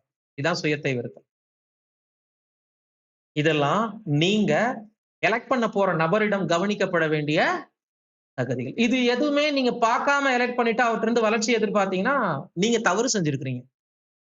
சுயத்தை வெறுத்திராத ஒருத்தர் எப்போதும் உங்களுக்கு இருந்து சர்வீஸ் பண்ணணும்னு நீங்க எதிர்பார்த்துட்டு சுயத்தை வெறுக்காதவருடைய கையில எக்லிஷா கொடுத்தீங்கன்னா எப்படி டெவலப்மெண்ட் ஆகும் எக்லிஷா? சோ அவங்களுடைய ஜெபஜீவியம் கவனிங்க, அவங்களிடம் வெளிப்படக்கூடிய ஆவியை கவனிங்க, அவங்களுடைய ஊழியங்கள் பாதைகளை பாருங்க, பூலோகத்தில் அதிகம் கட்டப்பட்டிருக்காங்களான்னு கவனிங்க, சத்தியத்துல அதிகமாக பிரயாசப்படுறாங்களான்னு பாருங்க. ஜெபஜீவியங்கும் போதுதான் எனக்கு ஒரு காலையில ஒரு ஷாக்கிங்காக இருந்துச்சு. எல்டர் சைட்ல இருந்தும் எக்லிஷா சைட்ல இருந்தும் ஒரு பெரிய அதிர்ச்சி எனக்கு போச்சு. என்னன்னா அந்த பாடலுடைய 3வது சரணத்தை டைப் பண்ணினவங்களும் கவனிக்கல, பாடினவங்களும் அவ்வளோ உணர்ந்து பாடிட்டு இருந்தீங்க. யார்கிட்டயுமே அந்த இடத்துல பெரிய மிஸ்டேக் பண்ணிட்டு இருக்கிறமேன்னு ஏன் தோணல? நம்பிக்கை இல்லாமல் அழிகின்ற மாந்தர்களுக்கு ரட்சிக்கப்பட போராடி ஜெபிக்கிறீங்க எல்லாரும் பாட்டுல இல்லையா? இது எந்த நம்பிக்கை, எந்த விசுவாசம்? பாருங்க, நம்மளுடைய சபை வளர்ச்சி அடைஞ்சிருக்கிறது பாட்டுல கூட வெளிப்பட்டிருக்கணும். ஆத்மா ஆதாயப்படுத்துறவங்க தானே அந்த பாட்டு பாடுவாங்க. நம்பிக்கை இல்லாமல் அழிகின்ற மாந்தர்களுக்கு போராடி ஜெபிக்கிறது பெந்தகோஸ்தே பண்ணது இல்லையா? சுவிசேஷகத்துல ராஜ்யத்துல ஜனங்க உயிரோட வந்துருவாங்க. அப்ப தேவ சித்தத்துக்கு மாறான ஜெபம் தானே அது. அதை ஏன் நம்ம பாட்டுல பண்ணோம் காலையில? எல்லாரையும் கவனிச்சு பார்த்தேன். ஒருத்தர் முகத்திலயும் அதிர்ச்சி இல்ல. எல்லாம் ரொம்ப உணர்ந்து வேற அந்த லாஸ்ட் சரணத்தை பாடுனீங்க. இது வளர்ச்சி பாதையை நோக்கி ஒரு சபையும் போயிட்டு இருக்குது, எல்டரும் போயிட்டு இருக்குங்கிறதுக்கு எடுத்துக்காட்டு. அப்படி எடுத்துக்கலாம் இல்லைங்களா? நம்மளுடைய பிலீவ் சின்ன சின்ன விஷயத்துல கூட கண்ணுங்கருத்தமா இருக்கணும். சாங் கூட என்னங்க, நம்மளுடைய அடிப்படை விசுவாசத்தை வெளிப்படுத்தணும். சும்மா பாடிட்டு போறதுக்கு இங்க நாம வரல. நரகம்ங்கிற ஒரு வார்த்தையோ, அழிவுங்கிற வார்த்தையோ, ரட்சிக்கப்படணுங்கிற வார்த்தையோ கேஷுவலா வந்துச்சுன்னா பெயர் சபையினுடைய ஆவி டக்குன்னு அதை நீங்க என்ன பண்ணிடணும்? ஸ்கிப் பண்ணிடணும். இதெல்லாம் யார் இருந்து முன்னின்று செய்யணும்னா, எல்டர்ஸனுடைய மேற்பார்வையில இதெல்லாம் திருத்தம் செய்யப்பட்டுதான் சபையில என்ன பண்ணப்பட்டிருக்கணும்? நடைமுறைக்கு வந்திருக்கணும். இதெல்லாம் பக்தி விருத்தியில ஒரு பாகம். ஏன் செய்ய தவறுறோம்? சோ கவனம், கூடுதல் கவனம் சபைக்கு கொடுக்கிற சகோதரர்கள் வேணும். சபையை நல்ல பாதையில வழிநடத்த சபைக்கு கூடுதல் கவனம் கொடுக்கக்கூடிய சகோதரர்களுடைய தேவையை இது என்ன பண்ணுது? இப்ப இந்த சின்ன உதாரணம் உங்களுக்கு வெளிப்படுது. கவனிச்சீங்களா? 4வது நம்ம அடுத்து பார்க்கும்போது, அதுக்கு முன்னாடி தேவ சித்தத்தை செய்யற விஷயத்துல உங்களுடைய பங்கு ரொம்ப ரொம்ப முக்கியம். அதுல கவனிக்கும் போது பிரியமான சகோதர சகோதரிகளே, படுற நீங்க வாக்களிப்பவர் எப்படி இருக்கணும்னு பார்த்தோம். வாக்களிக்க யாரை தேர்ந்தெடுக்கிறீங்களோ அந்த சகோதர நடத்தைகளை ஒரு நேரம் பார்த்தோம். வாக்களிக்கிறவங்க உங்க சைட்ல இருந்து தேவ சித்தத்தை எப்படி கண்டுணர்றது அப்படின்னா, தேவ சித்தத்துக்கு மாறான நிறைய விஷயங்கள் இங்க கொடுக்கப்பட்டிருக்கு பாருங்க. வாக்களிக்கப்பட வேண்டிய நபர் குடும்ப உறுப்பினராக இருந்தா கண்ணை மூடிட்டு ஓட்டு போடுறது. கணவன், அப்பா, இப்படி உறவுகள் இருக்கு இல்லைங்களா? அண்ணன், தங்கச்சின்னு இது எல்லா கிளிஷாலையும் இருக்கு. அவருடைய வளர்ச்சிக்கு எதுவான விஷயத்தை ஒன்னும் கவனிக்கிறது இல்ல. அவர் எப்படி இருந்தார், எப்படி இல்லைங்கிறது எதையும்லாம் பாக்குறதே இல்ல. குடும்ப உறுப்பினர் நாமினேஷன் ஆயிட்டாருனோனையுமே என்ன பண்ணிடலாம்? இது தேவ சித்தத்தை சபை செய்யறதுனுடைய விஷயம் இல்லை, இது தப்பு. முதல் பாயிண்ட் அதை உங்களுக்கு பிராக்கெட்ல கொடுத்துருக்கு. அப்பா, கணவன், சகோதரன் அல்லது உறவினர் யாரா இருக்கட்டும், இது தேவ சித்தத்தை சபை செய்யறது இல்ல. 2வது, வாக்களிக்கப்பட வேண்டிய நபர் முன்னாட்களில் செய்திட்ட மிகப்பெரிய நன்மை உதவிகளின் அடிப்படையில அவருக்கு ஓட்டு போடுறதுன்னா என்ன? உதவி செய்யறது தப்பா அப்படின்னு நான் சொல்ல வரல. ஸ்பிரிச்சுவல் உதவி வேற. சிலருக்கு ஸ்பிரிச்சுவல் பார்ட் அந்த விஷயத்தை கவனிக்க தெரியாததுனால மாம்சத்தின்படி சில உதவிகள் செஞ்சுட்டு இருப்பாங்கல்ல, அதை பெரிதாக கருதுவாங்க எல்டர்ஸ்ட. அந்த பாயிண்ட் தான் தவிர்க்க வேண்டிய விஷயம். கடந்த காலகட்டத்துல ஏன் பிரதர், ஏன் சிஸ்டர் இந்த பிரதரை தெரிவு செய்தீங்க அப்படின்னு யாருக்கிட்டையாவது கேட்கக்கூடாது. கேட்டால் அவங்களுடைய பதில், என்னை நல்லா விசாரிச்சா, சில நேரங்கள்ல பணம் காசு உதவி செய்தா அப்படின்னு ஒரு டெம்போரலா சில நன்மைகளை சொல்றாங்கன்னு வச்சுக்கோங்க. தப்பான விஷயம் ஒண்ணும் இல்ல. எல்டர் கிட்ட இருந்து இவங்க எதிர்பார்த்துட்ட ஸ்பிரிச்சுவல் விஷயம் அப்ப அவ்வளவுதானா? அப்ப பூலோக நன்மைகளை வச்சு ஒரு எல்டர் என்ன பண்ணக்கூடாது? அதுக்கு எல்டர் நம்ம எலெக்ட் பண்ணல. நன்றாய் விசாரணை செய்கிற மூப்பர்களை அநேகருக்கு எங்க போயிருதுன்னா, ஒரு சிஸ்டர் சொன்னாங்க, போன் பண்ணி பேசினாங்க, இந்த வருஷம் இந்த பிரதருக்கு நான் ஓட் போடல பிரதர், உங்ககிட்ட ஒரு ஆலோசனை கேட்கறேன். புறக்கணிச்சிட்டேன் நாங்க. ஏன், என்ன காரணம் சிஸ்டர்?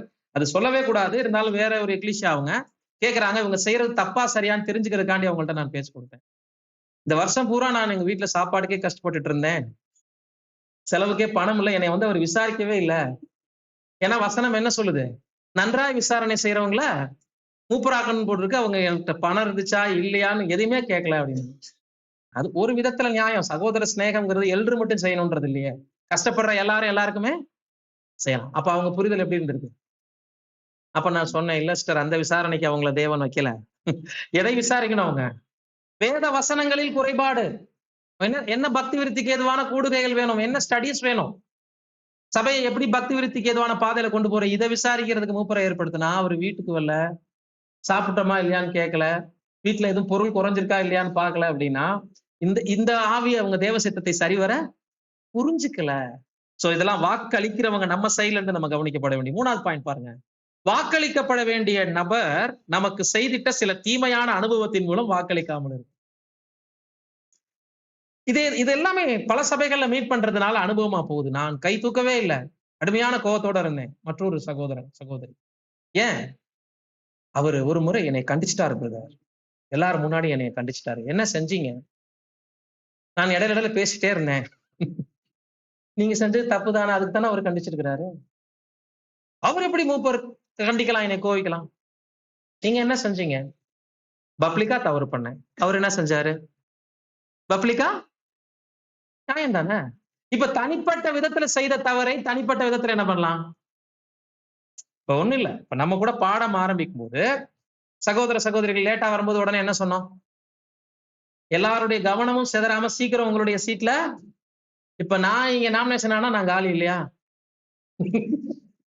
என்ன சொல்லிருப்பாங்க? இவரு என்னத்தான் என்ன பண்ணாரு? பேசி திட்டாரு. என்னதான் இவர் என்ன பண்ணிருப்பாரு?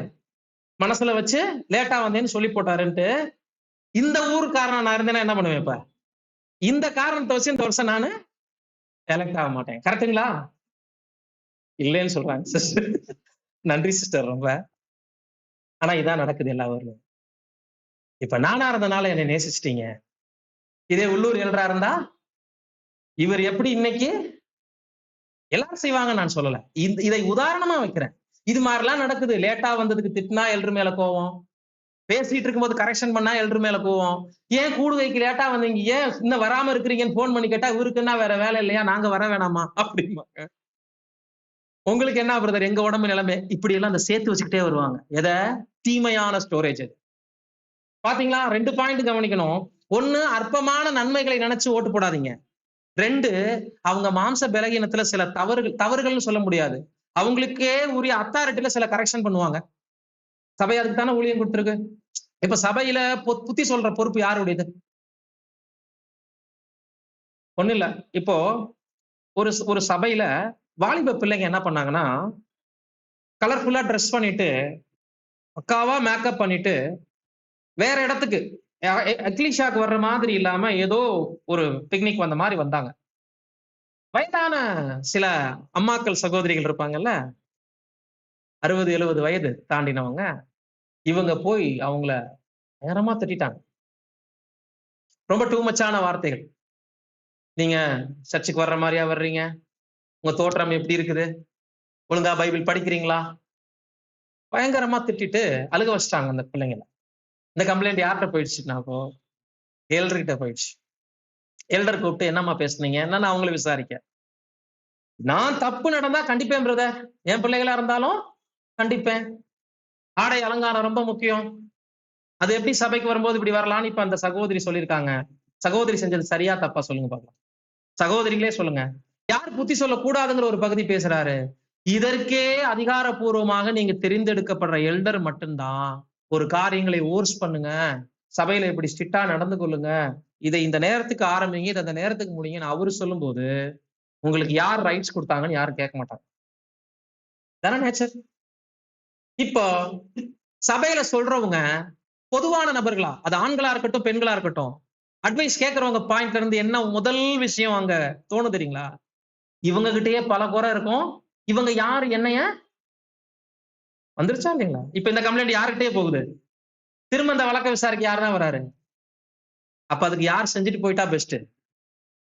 நீங்க கொடுக்கிற உரிமை எதுக்குன்னா சபையை சீர்படுத்த, ஸ்திரப்படுத்த. புரியுதுங்களா? நம்மள குணலட்சணத்திலையும் வடிவமைக்கக்கூடிய வேலை, சத்தியத்துல ஸ்பிரிச்சுவலா போதிக்கக்கூடிய வேலை, பலவிதமான அனுபவங்கள் மத்தியில நம்மள நடத்தக்கூடிய அனைத்து அத்தாரிட்டியும் 1 இயருக்கு கொடுக்குறீங்க. அவங்க அத்துமீறக்கூடாது, அவங்க லிமிட் அவங்க கிராஸ் பண்ணக்கூடாது. அதே நேரத்துல மூப்பர்கள் செய்யக்கூடிய ஊழியத்தை சபையில எல்லாரும் கையில எடுத்துட்டா அது ஒழுங்கற்ற நிலைமையில கொண்டு போய் விட்டுரும். எல்லாருக்குள்ளயும் கருத்து மோதலை உருவாக்கிரும். அவங்க பாதிக்கப்பட்டவங்க போய் இன்னும் அவங்களுக்கு வேண்டப்பட்டவங்கள்ட்ட சொல்லும் போது இவங்க யாரு, இவங்க பிள்ளைகள் யோகியமா அப்படி எல்லாம் போகும். கரெக்டுங்களா? இதெல்லாம் தவிர்க்கணும். சிம்பிளா அந்த 3 பாயிண்ட் புரிஞ்சுக்கணும். முதல்ல நெருங்கிய உறவுகள், நட்புகள், மாம்ச உறவுகள் நினைச்சு ஓட் போடாதீங்க. இது தேவ சித்தம் இல்ல. 2, உங்களுக்கு ஏதாவது பூலோக நன்மை செஞ்சிருப்பாருன்னு ஓட் போடாதீங்க. அதுவும் நன்மையான விஷயம் இல்ல. எல்லாத்தையும் பேலன்ஸ் பண்ணி பாருங்க. 3, அவர்கிட்ட சின்ன சின்ன தவறுகள் இருந்திருக்கும், கண்டிச்சிருப்பாரு, அது நேர்மையா இருக்கும், நீங்க தப்பு பண்ணிருப்பீங்க. இத மனசுல வச்சுட்டு இன்னைக்கு பழி வாங்குற நாள் அப்படின்னு கையை என்ன பண்ணிடக்கூடாது. சிலர் அதை அப்படியே உட்காந்து எவ்வளவு ட்ரூத் பேசி வசனங்கள் எடுத்தாலும் அந்த லாஸ்ட் மினிட்ல கை உயரவே உயராது. ஏன்னா அவங்களுக்குள்ள ஏதோ பர்சனல் ரிவெஞ்ச் என்ன பண்ணிட்டு இருப்பாங்க, இன்னைக்கு எடுத்தே தீரணும்னு உட்கார்ந்துருப்பாங்க. இல்ல, அது இந்த சத்தியம் அப்படிப்பட்டவங்களுக்கு இல்ல. தேவனுடைய வார்த்தையை கேட்டு கீழ்ப்படுகிறவங்களுக்காக தான் இந்த வார்த்தை. மாம்சத்தின்படி தான் ஆசரிப்போங்கிறவங்கள நம்ம என்ன பண்ண முடியாது. ஃப்ரீயா பார்க்கணும். நாமளும் நியாய தீர்ப்புல நிக்கிறோம், நம்ம சகோதரர்களும் நியாய தீர்ப்புல நிக்கிறாங்க. வாசிக்கலாம். 1 கொரிந்தியர் 10:32. 1 கொரிந்தியர் 10:32. நான் என் சுய பிரயோஜனத்தை தேடாமல் அநேகருடைய பிரயோஜனத்தை தேடி அவர்கள் ரட்சிக்கப்படும்படிக்கு எவ்விதத்திலும் எல்லாருக்கும் பிரியமாய் நடக்கிறது போல. இந்த வசனம் யாருக்கு கரெக்டா சொல்லுங்க பார்க்கலாம். இன்னைக்கு நம்ம பார்த்துட்டு இருக்கிற பாடத்திற்கு இசைவா இந்த வசனம் எல்டருக்கா சபைக்கா? 2 பக்கமும். எல்டரும் தேவ சித்தத்தின் அடிப்படையில் எலெக்ட் பண்ணப்படணும்னா அவர் தன் சுய சித்தத்தை விட்டுறணும். தானே முதல் பாயிண்ட் பார்த்தோம். அந்த 3வது பாயிண்ட்டுக்குள்ள 2 வியூ பார்த்திருக்கோம். ஒண்ணு, எல்டர் சைட்ல இருந்து அவர் சுய சித்தத்தை வெறுத்துட்டு தேவனுடைய சபைக்கு ஊழியம் பண்ணணும். தன்னுடைய சொந்த எந்த நஷ்டம் அடைஞ்சாலும் சபைக்கு பக்தி விருத்திக்கு ஹெல்ப் பண்ணணும். 2, ஓட் போடுறவங்க தங்கள் சுய சித்தத்தை வெளிப்படுத்தாதபடிக்கு எல்லாரும் பிறருக்கு பிரயோஜனமாகும்படி தேவ சித்தத்தை நடப்பிக்கக்கூடியவங்களாக இருக்கணுங்கிறதா இந்த வசனத்துல நம்ம கத்துக்கிற பாயிண்ட். பாயிண்ட் நம்பர் 4, சபையில் தேர்ந்தெடுக்கப்படக்கூடிய மூப்பருடைய தகுதிகள் எவை? குழப்பிக்காதீங்க. 3வது பாயிண்ட்ல தேவ சித்தத்துல பலவிதமான ஆவி பார்த்தோம். மூப்பர்கிட்ட நம்ம கவனிக்கப்பட வேண்டிய விஷயம், அவரை எலெக்ட் பண்ற விஷயத்துல சபை பார்க்க வேண்டிய விஷயம்னு சொல்லிட்டு அதோட இதை கன்ஃபியூஸ் பண்ணிக்க வேண்டாம். இது தனிப்பட்ட விதத்தில் மூப்பர்களுக்கான தகுதி எந்தெந்த புத்தகங்கள்ல பதிவிடப்பட்டிருக்கு? புதிய ஏற்பாட்டுல 1 தீமோத்தேயு 3 இருக்கு, தீத்து 1ஆம் அதிகாரத்துல இருக்கு, அப்போஸ்தல நடவடிக்கைகள்ல இருக்கு, பேதுரு 5ஆம் அதிகாரத்துல கூட பேசி இருக்கிறாரு. நிறைய இருக்கு.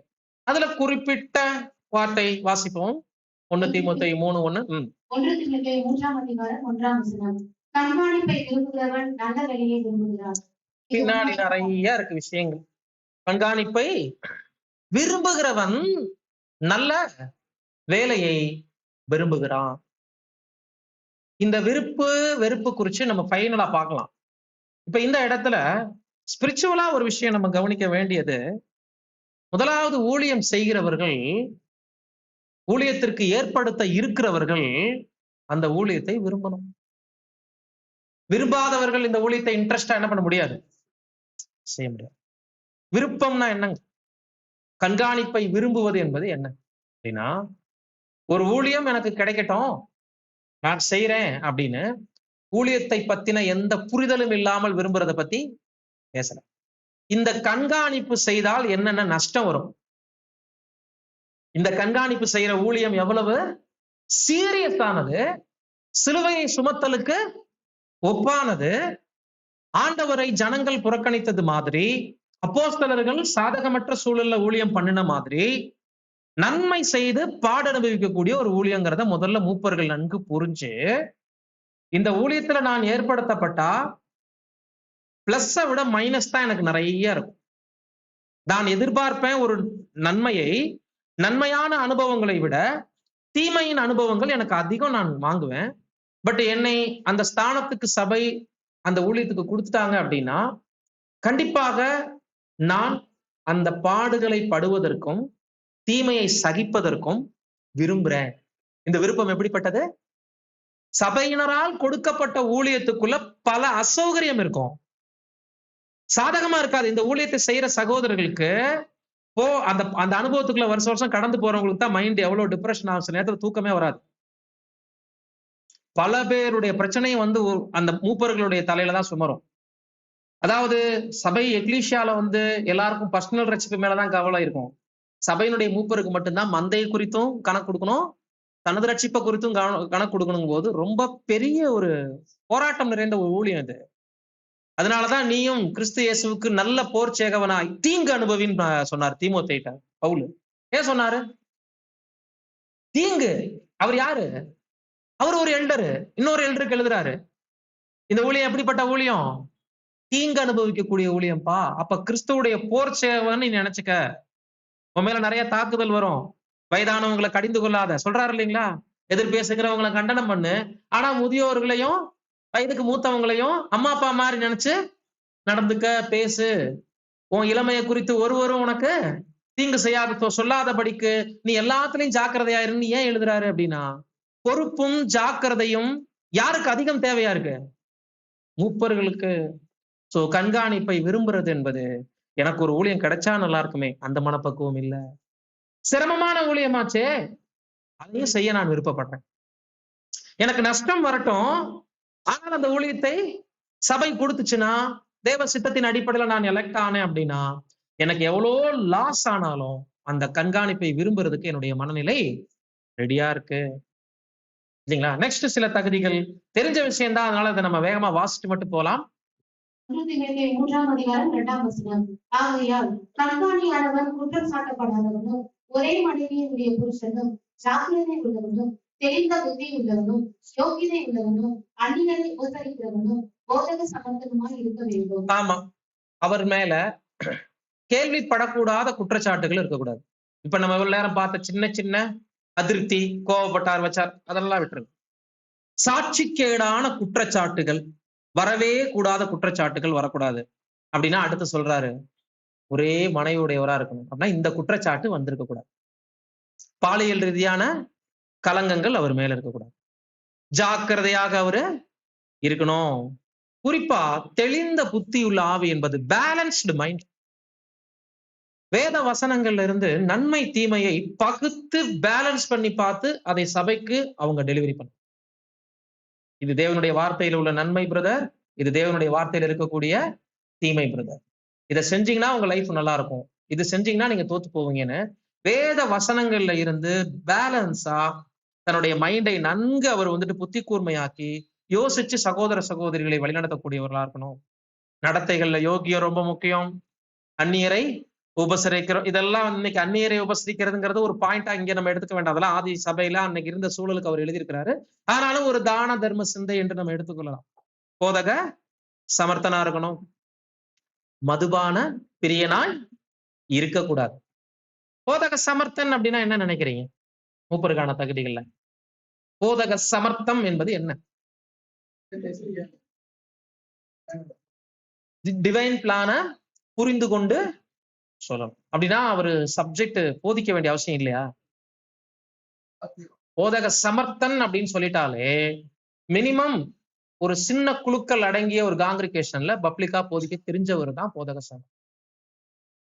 பப்ளிக் ஸ்பீக்கர் என்று வரும்போது அவங்க கன்வென்ஷன் போன்ற பெரிய இடங்கள்ல பேசுறதுக்கான திறமை வேணா கம்மிப்படலாம். யாரு? போதக சமர்த்தன் என்பவர்கள் சகோதரர் தெளிவா கொடுத்திருக்காரு 6th வால்யூம்ல. ஒரு சின்ன கூட்டத்தின் மத்தியில எழுந்து நின்று பேச தெரிஞ்சிருக்கணும். அவர் சப்ஜெக்ட் எடுக்க திறமை உள்ளவராக இருந்தால் மட்டும்தான் அவர் போதக சமர்த்தன். ஏன்னா இது நிறைய இடங்கள்ல எப்படி போயிட்டு இருக்குன்னா, மூப்பருக்கு போதிக்க வேண்டிய அவசியம் இல்ல, அந்த தகுதி தேவையில்லை. ஏன்னா போதக சமர்த்தன்னா தனியா உட்காந்து தெய்வீக திட்டத்தை யாருக்காவது சொன்னா போதும். தனியா ஏன் போய் சொல்றதுக்கு இங்கே எழுறாக்கணும்?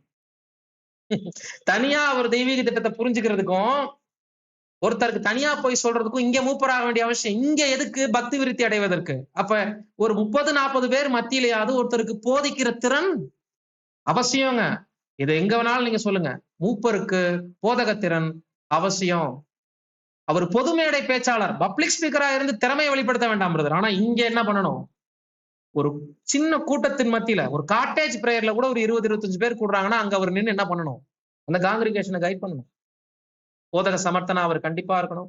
பின்னாடி நிறைய விஷயங்கள் பேசுறாரு. மதுபான பிரியனா இருக்கக்கூடாது, அடிக்கிறவனா இருக்கக்கூடாது, இழிவான ஆதாயத்தை இச்சிக்கிறவன். அது என்ன இழிவான ஆதாயம்?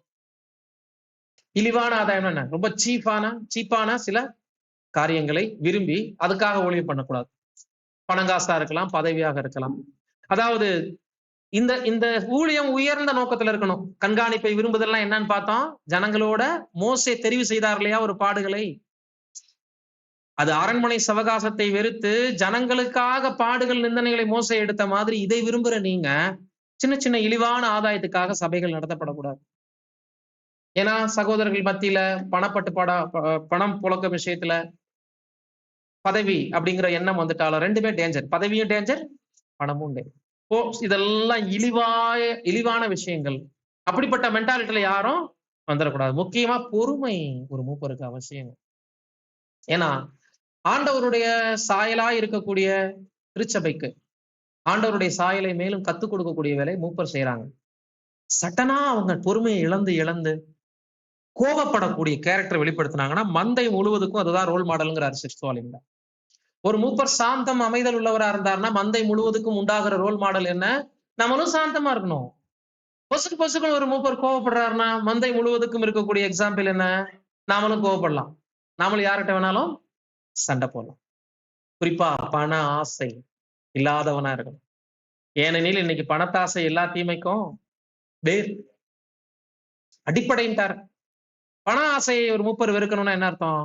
மூப்பர் லைஃப்ல வெளிப்படணும், நான் உண்ண உடுக்க மாத்திரம் சம்பாதிக்கிறேன், மீத நேரம் எல்லாம் எங்களுடைய எக்லீசியாவுக்கு இன்வெஸ்ட் பண்ணிடுறேன். நான் அர்ப்பணம் செய்தது தேவனுக்காக, தேவனுடைய ஜனங்களுக்காக என்றுதான் அவங்களுடைய வாழ்க்கை போகணும். மேக்சிமம் பூலோகத்துல உயரணும், பணங்காசு சம்பாதிக்கணும்னு ஒருத்தர் ஓடிக்கொண்டிருப்பார். ஆனால் இந்த ஊழியத்திற்கு தகுதியான நபர் அவர் அல்ல. தீர்க்கமா முடிவெடுக்கணும். இந்த விஷயத்துல எல்லாம் காம்ப்ரமைஸனே கூடாது. எல்லாத்தையும் கேட்டுட்டு வேண்டப்பட்டவர்னு ஓட்டு போட்டீங்கன்னா சபையும் வளராது, தனிப்பட்ட விதத்துல அந்த நபருக்கும் என்ன இல்ல, நன்மை கிடையாது. சோ பண ஆசையை வெறுக்கக்கூடியவராக அவர் காணப்படணும். அப்புறம் சொந்த குடும்பத்தை நன்றாய் நடத்தணும். அப்படின்னா தன் மனைவி குழந்தைகள் முன்னாடி அவர் ரோல் மாடலா இருந்து தன் மனைவி குழந்தைகளுக்கு ஒழுக்கங்களை கற்றுக் கொடுத்து சபையிலேயும் அந்த டிசிப்ளின் காணப்படும்படி அவர் நடக்கணும். மூப்பருடைய பையனா, ஐயோ அவரே ஒழுங்கா சபைக்கு வர்றதில்ல அப்படி சொல்ற மாதிரி இருக்கக்கூடாது. மூப்பருடைய மனைவியா, அவங்க சபைக்கே அதிகம் வரமாட்டாங்க பிரதர், எப்பவாவது தான் வருவாங்க அப்படி சொல்ற மாதிரி இருக்கக்கூடாது. ஏன்னா அவர் சொந்த குடும்பத்துல மூப்பரா இருந்திருந்தாருன்னா தான் எக்லீசியாவுக்கு மூப்பரா இருக்க தகுதி. ஒரு மூப்பர் சொந்த குடும்பத்துல தன் மனைவியை, தன் குழந்தைகளை, தன் குடும்பத்தை ஒரு மினி பரலோகம் மாதிரி வச்சிருந்தாருன்னா மட்டும்தான் கூடி வர்ற இந்த இடத்தை ஆண்டவருடைய சாயலுக்கு நேராக வழிநடத்த முடியும். பிள்ளைகளை சகல நல்லொழுக்கத்திலையும் கீழ்ப்படிய பண்ணணும். பிள்ளைகள்கிட்ட மூப்பர் அவரு தனி, ஆனா பிள்ளைங்க சரியில்லை, அவங்க சத்தியத்துல இல்ல நான் கண்டுக்கிறது இல்லை அப்படி சொல்ற கூடியவங்களா இருக்கக்கூடாது. அப்பா அம்மாவுடைய அந்த வளர்ப்பு, அந்த ஆவி, சத்திய ஞானம் பிள்ளைகள் மத்தியில லைஃப்ல அவங்களுக்குள்ள வெளிப்படும். எல்லாவற்றிலும் பிள்ளைகளை நல்லொழுக்கம் உள்ளவர்களாய் கீழ்ப்படிய பண்ணக்கூடியவங்களாக இருக்கணும். அருமையான வார்த்தை கேட்கிறார். ஒருவன் சொந்த குடும்பத்தை நடத்த தெரியலன்னா தேவனுடைய வீட்டை நாம முதவே கேட்டோம், அடுத்த வசனம் தான் வரும். சொந்த குடும்பத்திலேயே ஒருத்தர் மினி பரலோகம் மாதிரி இல்லைன்னா எப்படி தேவனுடைய வீட்டை அவர் விசாரிப்பாரு? டேஞ்சர் சொல்லிட்டார். அடுத்து இருமாப்பு வந்துரும். பிசாசு அடைந்த ஆக்கினை என்பது பெருமை. நல்ல ஆவியில தேவனுடைய சபையை கொண்டு போலேனா தேவனுக்கு மேலாக உயர்வேன்னு சாத்தானுடைய ஒரு சிந்தனை வந்துச்சு. அந்த மாதிரி ஆயிடக்கூடாது. நூதன சீசனா இருக்கக்கூடாதுன்னா என்னன்னா, மூப்பராக எலெக்ட் பண்ணப்படுறவங்கள புதிதாய் வந்தவர்கள் இருந்து தேர்வு செய்திடாதீங்க. சத்தியத்துல கற்றுக்குட்டிய வச்சிடாதீங்க. இப்பதான் வந்திருப்பார், உடன்படிக்கை செய்திருப்பார், ஆனா நல்லா சப்ஜெக்ட் கூட பேசியிருப்பாரு. இன்னைக்கு நிறைய இடங்கள்ல நடக்கிற பெரிய ஆபத்து என்ன தெரியுங்களா? சிலருக்கு தாளந்து இருக்கும், டக்குன்னு மேடை ஏறனே சப்ஜெக்ட் பேச ஆரம்பிச்சிருவாங்க. மூப்பர்கள் வாய்ப்பு கொடுத்தவனையும் பையன் சூப்பரா பேசிட்டாருன்னே அடுத்த எல்ருக்கு அவர் என்ன பண்ணிடுவாங்க, அடுத்த வருஷமே அவர் இருமாப்படைந்து பிசாசு அடைந்த ஆக்கினேன் என்ன சொன்னாங்க. அது போல நூதன சீசர், நூதனம்னா புதிதாய் வந்தவர்கள், சத்தியத்துல பக்குவமற்றவர்களை குறிக்குது. அவங்களுக்கு சத்திய ஞானம் இருக்கலாம், ஆனால் என்ன இருக்காது, அனுபவம் இருக்காது. அனுபவம்னா உலகப்பூர்வமான அனுபவம் இல்ல, ஆவிக்குரிய அனுபவங்கள்ல குணலட்சணத்துல டெவலப்பே ஆகாம தன் இச்சைப்படி சபையை நடத்தி நான் தான் நல்லா பேசுறேன்ல, என்னை எதிர்த்து யாரும் கேள்வி கேட்க முடியாதுங்கிற அளவுக்கு பிரைடு தான் அவருக்குள்ள உருவாகுமே தவிர சபைக்கு எந்த விதமான பிரயோஜனமும் இல்லை. சோ இதெல்லாம் ரொம்ப ரொம்ப நம்ம கவனிக்கணும். அவன் நிந்தையிலும் பிசாசின் கண்ணியிலும் விழாதபடிக்கு புறம்பானவர்களால் நல்ல சாட்சி ரொம்ப ரொம்ப முக்கியம். ஒரு எக்லீசியால ஒரு எல்டரை எலெக்ட் பண்ணும்போது வெளியில இருக்கிற எக்லீசியால இருந்து கூட அந்த பிரதர் அங்க எலெக்ட் ஆயிருக்கிறாரு, நான் நினைச்சேன் இவர் கண்டிப்பா வருவார் அப்படின்னு நினைச்சேன் அப்படி சொல்லணும். அந்த பிரதர் வரலையா, நினைச்சேன் அவர் வரமாட்டார் அப்படின்னு, ஏன்னா அவர் இப்படி எல்லாம் பண்ணியிருப்பார், அவர் சரியில்லை அப்படின்னு. நம்ம சபையில இருக்கக்கூடிய ஒரு சகோதரனை பத்தி இன்னொரு சபையில இருந்து கூட தப்பான கமெண்ட்ஸ் கொடுத்தாங்கன்னா அது புறம்பானவர்களால் நல்ல சாட்சி இல்ல. உலகத்துக்குள்ள இருந்து கூட சகோதரர் இங்க பேசும்போது 6th வால்யூம்ல உலகம் நம்மள நல்லது சொல்லுவோம்னு அர்த்தம் இல்ல. அதே நேரத்துல பொல்லாதது சொல்லக்கூடாதுங்க. நல்லது சொல்லணுங்கிற கட்டாயம் இல்ல. அப்ப பொல்லாதது சொல்லக்கூடாதுன்னு என்ன அர்த்தம்? நல்லது சொல்ல வேண்டாம், ஆனா பொல்லாததும் சொல்லக்கூடாது. அந்த அளவுக்கு தீய எந்த விதமான விஷயங்களும் அவங்க இது பண்ணக்கூடாது. குறிப்பாக ஒரு முக்கியமான வசனம் வாசிங்க. 1 தீமோத்தேயு மத்தேயு 4:10. மத்தேயு 4:10. அப்பொழுது இயேசு, அப்பாலே போ சாத்தானே, உன் தேவனாகிய கர்த்தரை பணிந்து கொண்டு அவர் ஒருவருக்கே ஆராதனை செய்வாயாக என்று எழுதியிருக்கிறதே என்றார். 6வது வால்யூம்ல சகோதரர் இந்த வசனத்துக்கு கொடுக்கும்போது எழுதி இருக்கிறதேங்கிற வார்த்தை தான் இந்த பாடத்துல நம்ம எடுக்கணும். சாத்தானுக்கும் ஆண்டவருக்கும் ஏற்பட்ட அந்த டிஸ்கஸ் பத்தி நமக்கு தேவையில்லை. ஒவ்வொரு கொஸ்டினுக்கு பின்னாடி முடிக்கும் போது ஆண்டவர் கையாண்டு இருக்கக்கூடிய அந்த மெத்தட், பரீட்சை பாராதிருப்பாயாக என்று ஏன் எழுதி இருக்கிறதேன்னு சொல்லணும். நான் சொல்றேன் அப்படி சொல்லிருக்கலாம்ல, ஏன் அப்படி சொல்லல? இன்னும் சொல்ல போனா அந்த எழுதுனது யார் தெரியுங்களா? எழுதி இருக்கிறதேன்ற வார்த்தையை சொல்றாருல, அவர் தான் எழுதிருக்காரு. ஆண்டவர் தான் எழுதுறாரு. ஆண்டவர் இயேசுதான் லோகோஸா இருக்கும்போது அவர்தான் வார்த்தை. தேவன் சொல்ல அவர் தான் என்ன பண்ணிருப்பாரு? பைபிள் நிச்சயம் ஆண்டவராக இயேசு கிறிஸ்து மூலமாக தான் கொடுக்கப்பட்டது. பங்கு பங்காக வகை வகையாக தீர்க்கதரிசிகளுக்கு வந்திருந்தாலும் பிதாவாகிய தேவன் யார் மூலம் திருவுள்ளம் பற்றினார்? இப்ப நான் தான் இதை எழுதுனேன்னு சாத்தாட்ட பேசல பாருங்க. ஒரு பெருமையோட என்ன சொல்றாரு? எழுதி இருக்கிறதேனா அந்த குளோரி யாருக்கு வழி நடத்துறாரு? எல்லாமே பிதாவாகிய தேவனுக்கு நேரா கொண்டு போறாரு. அப்போ ஒருத்தருடைய வாழ்க்கையை திருத்தம் செய்யும் போது மூப்பர் எங்க இருந்து அவங்க மேற்கோள் காட்டணும்? வசனத்துல இருந்து. பிரதர் இப்படி மேரேஜ் பண்ணலாமா? இப்படிப்பட்ட ஒரு வியாபாரம் நான் தொடங்கலான்னு இருக்கேன், செய்யலாமா? இந்த இடத்துக்கு நான் போகலாமா? இது எனக்கு நன்மையா இருக்குமான்னு கேட்டா, சிஸ்டர் பிரதர் இந்த வசனத்தையும் இந்த பகுதியும் எடுத்து பாருங்கன்னு 6வது வால்யூமையும் வேத எழுத்துக்களையும் காமிச்சு உங்களை எழுதியிருக்கிறதேன்னு கைட் பண்ணாதான் நல்ல மூப்பர் அவரு. அப்ப ஒரு மூப்பர் எந்த அளவுக்கு படிக்கணும், எந்த அளவுக்கு தேவனுடைய வார்த்தைகள்ல கற்று தேர்ந்தவராக இருந்தா அந்த சபைக்கு நன்மைங்கிறத எலெக்ட் பண்றவங்களும் யோசிச்சுக்கங்க, எலெக்ட் ஆகுறவங்களும் யோசிக்கணும். நிறைய முயற்சிகள் அவசியமானது. குறிப்பாக நம்ம பார்க்கும்போது சத்தியத்துல நல்லா வளர்ந்திருக்கணும், குணலட்சணம் நல்ல பக்குவப்பட்டிருக்கணும், எந்த காரியத்திலையும் தீர்வு வேத வசனத்திலிருந்து சொல்லணும். குறிப்பாக தாழ்மையை உடையவராக அவரு காணப்படணுங்கிறத மறந்துடவே கூடாது பிரியமானவர். நெக்ஸ்ட் உதவிக்காரர்களுடைய தகுதி, பாயிண்ட் நம்பர் 5. இந்த உதவிக்காரர்களை பத்தி பேசும்போது மூப்பர்களுக்கான எல்லா தகுதிகளும் இவங்களுக்கு தேவையில்லை. யாருக்கு எந்த தகுதி தேவைன்னு நினைக்கிறீங்க, எந்த தகுதி வேண்டாம்னு நினைக்கிறீங்க? உதவிக்காரர்கள். சரி, உதவிக்காரர்களுக்கு எந்த தகுதி வேண்டாம் அதை சொல்லுங்க. முதல்ல கெஸ் பண்ணுங்க. எந்த தகுதி எல்லாம் மூப்பருக்கு பார்த்தோமோ அதுல எதெல்லாம் உதவிக்காரர்களுக்கு வேண்டாம்? போதக சமர்த்தனா இருக்கணும்ன்ற கட்டாயம் இல்லை. இதுல எல்லாம் அடக்கம். அவரு எதிர் பேசுகிறவர்களை கண்டனம் பண்றவரா இருக்கணும், அப்படி எல்லாம் படிச்சோம் இல்லைங்களா? அதாவது ஸ்பிரிச்சுவலா சபைக்கு தேவையான போஷிப்புகள் கொடுக்கக்கூடிய அந்த ஒரு பார்ட் அவருக்கு தேவையில்லை.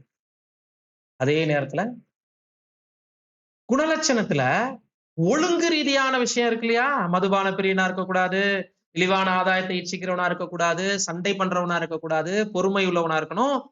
இதெல்லாம் யாருக்கும் பொருந்தும். அப்படியே 13 வசனம் வரைக்கும் படிச்சு வந்தீங்கன்னா உதவிக்காரர்களுக்கும் அப்படியே எழுதிப்பார். சிம்பிள். ஸ்பிரிச்சுவல் பாகம் உதவிக்காரர்கள்ட்ட பார்க்காதீங்க. அவங்க ஊழியம் எதற்குரியது? டெம்போரல். சோ பூலோக ஊழியங்களை செய்யக்கூடிய பந்தி விசாரிப்புக்காக 7 டீக்கன்ஸ் அப்போஸ்தலர் நாட்கள்ல எலெக்ட் பண்ணப்பட்டாங்க. அப்போஸ்தலர்கள் முறையாக போஷிப்பு விஷயத்துல கவனம் செலுத்த முடியல, நாங்க தேவனுடைய வார்த்தை போதிக்கிறதுல கவனமா இருப்போம், பந்தி விசாரிக்கிறதுக்கு இளைஞர்களை டீக்கன்ஸா எலெக்ட் பண்ணலாம்னு சொல்லிட்டு ஒரு 7 டீக்கன்ஸ் எலெக்ட் பண்ணாங்க. அதுல ஸ்தேவானும் ஒருவர்.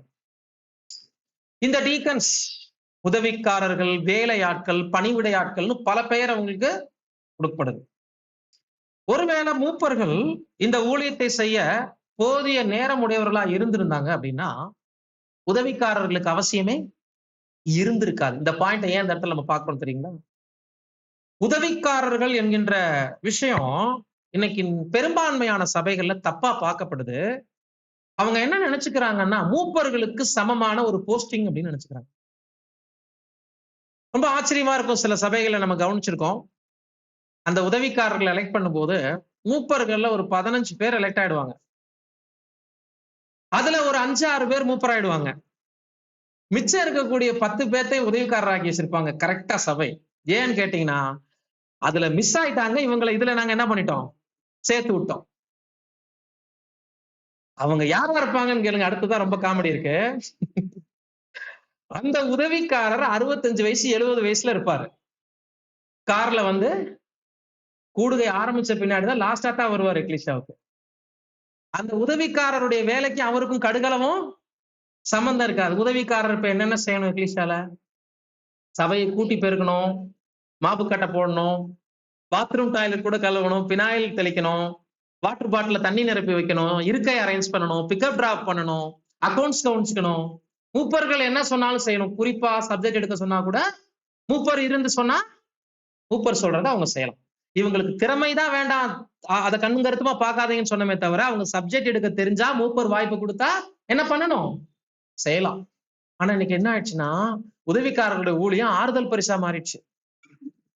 அவருக்கு ஃபர்ஸ்ட் பிளேஸ்க்கு தான் அவர் வரல, அவருக்கு செகண்ட் பிளேஸ் கொடுங்கன்னு சொல்லி அவர் கார்ல 10 மணி ஆராதனைக்குன்னா 10:30க்கு வர்றாரு, வயதானவரா இருப்பாரு, ஒரு 10 பேர் கிட்ட அப்படி எலெக்ட் பண்ணி வைப்பாங்க. நான் கேட்டே போட்டேன் ஒரு சபையில, ஏன் பிரதர் இப்படி உதவிக்காரர்களை வயசானவங்களையா தெரிவு செய்து வச்சிருக்கீங்களே, இவங்க என்ன செய்வாங்கன்னா, நாங்க மூப்பர் மீட்டிங் பேசும்போதெல்லாம் எங்களோட வந்து உட்காந்துக்குவாங்க அப்படின்னாரு.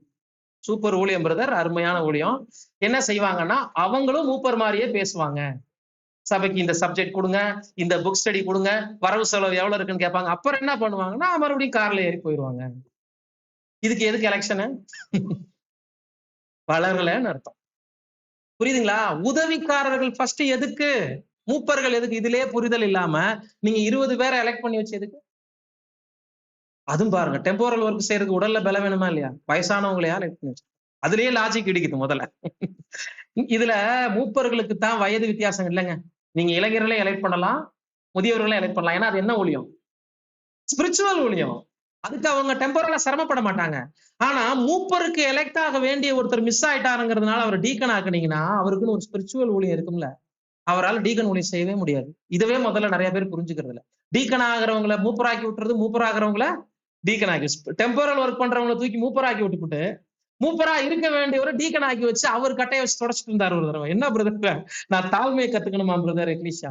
நல்லதுதான், கத்துக்கங்க. அதுக்காக நல்ல ஊழியம் பண்ணிக்கிட்டு இருந்தவரை கொண்டு வந்து 1 மார்க்ல போயிட்டாருன்னு எத்தனை பாயிண்ட் வந்தீங்க? நான் 73 வந்துட்டேன் பிரதர். ஆனா எக்லிஷா கிரேஸ் காட்டல. அது மிஸ்டேக் அவரு மேல இல்ல. இதெல்லாம் 1-2 பாயிண்ட்ல என்ன பண்ணிருக்கணும்?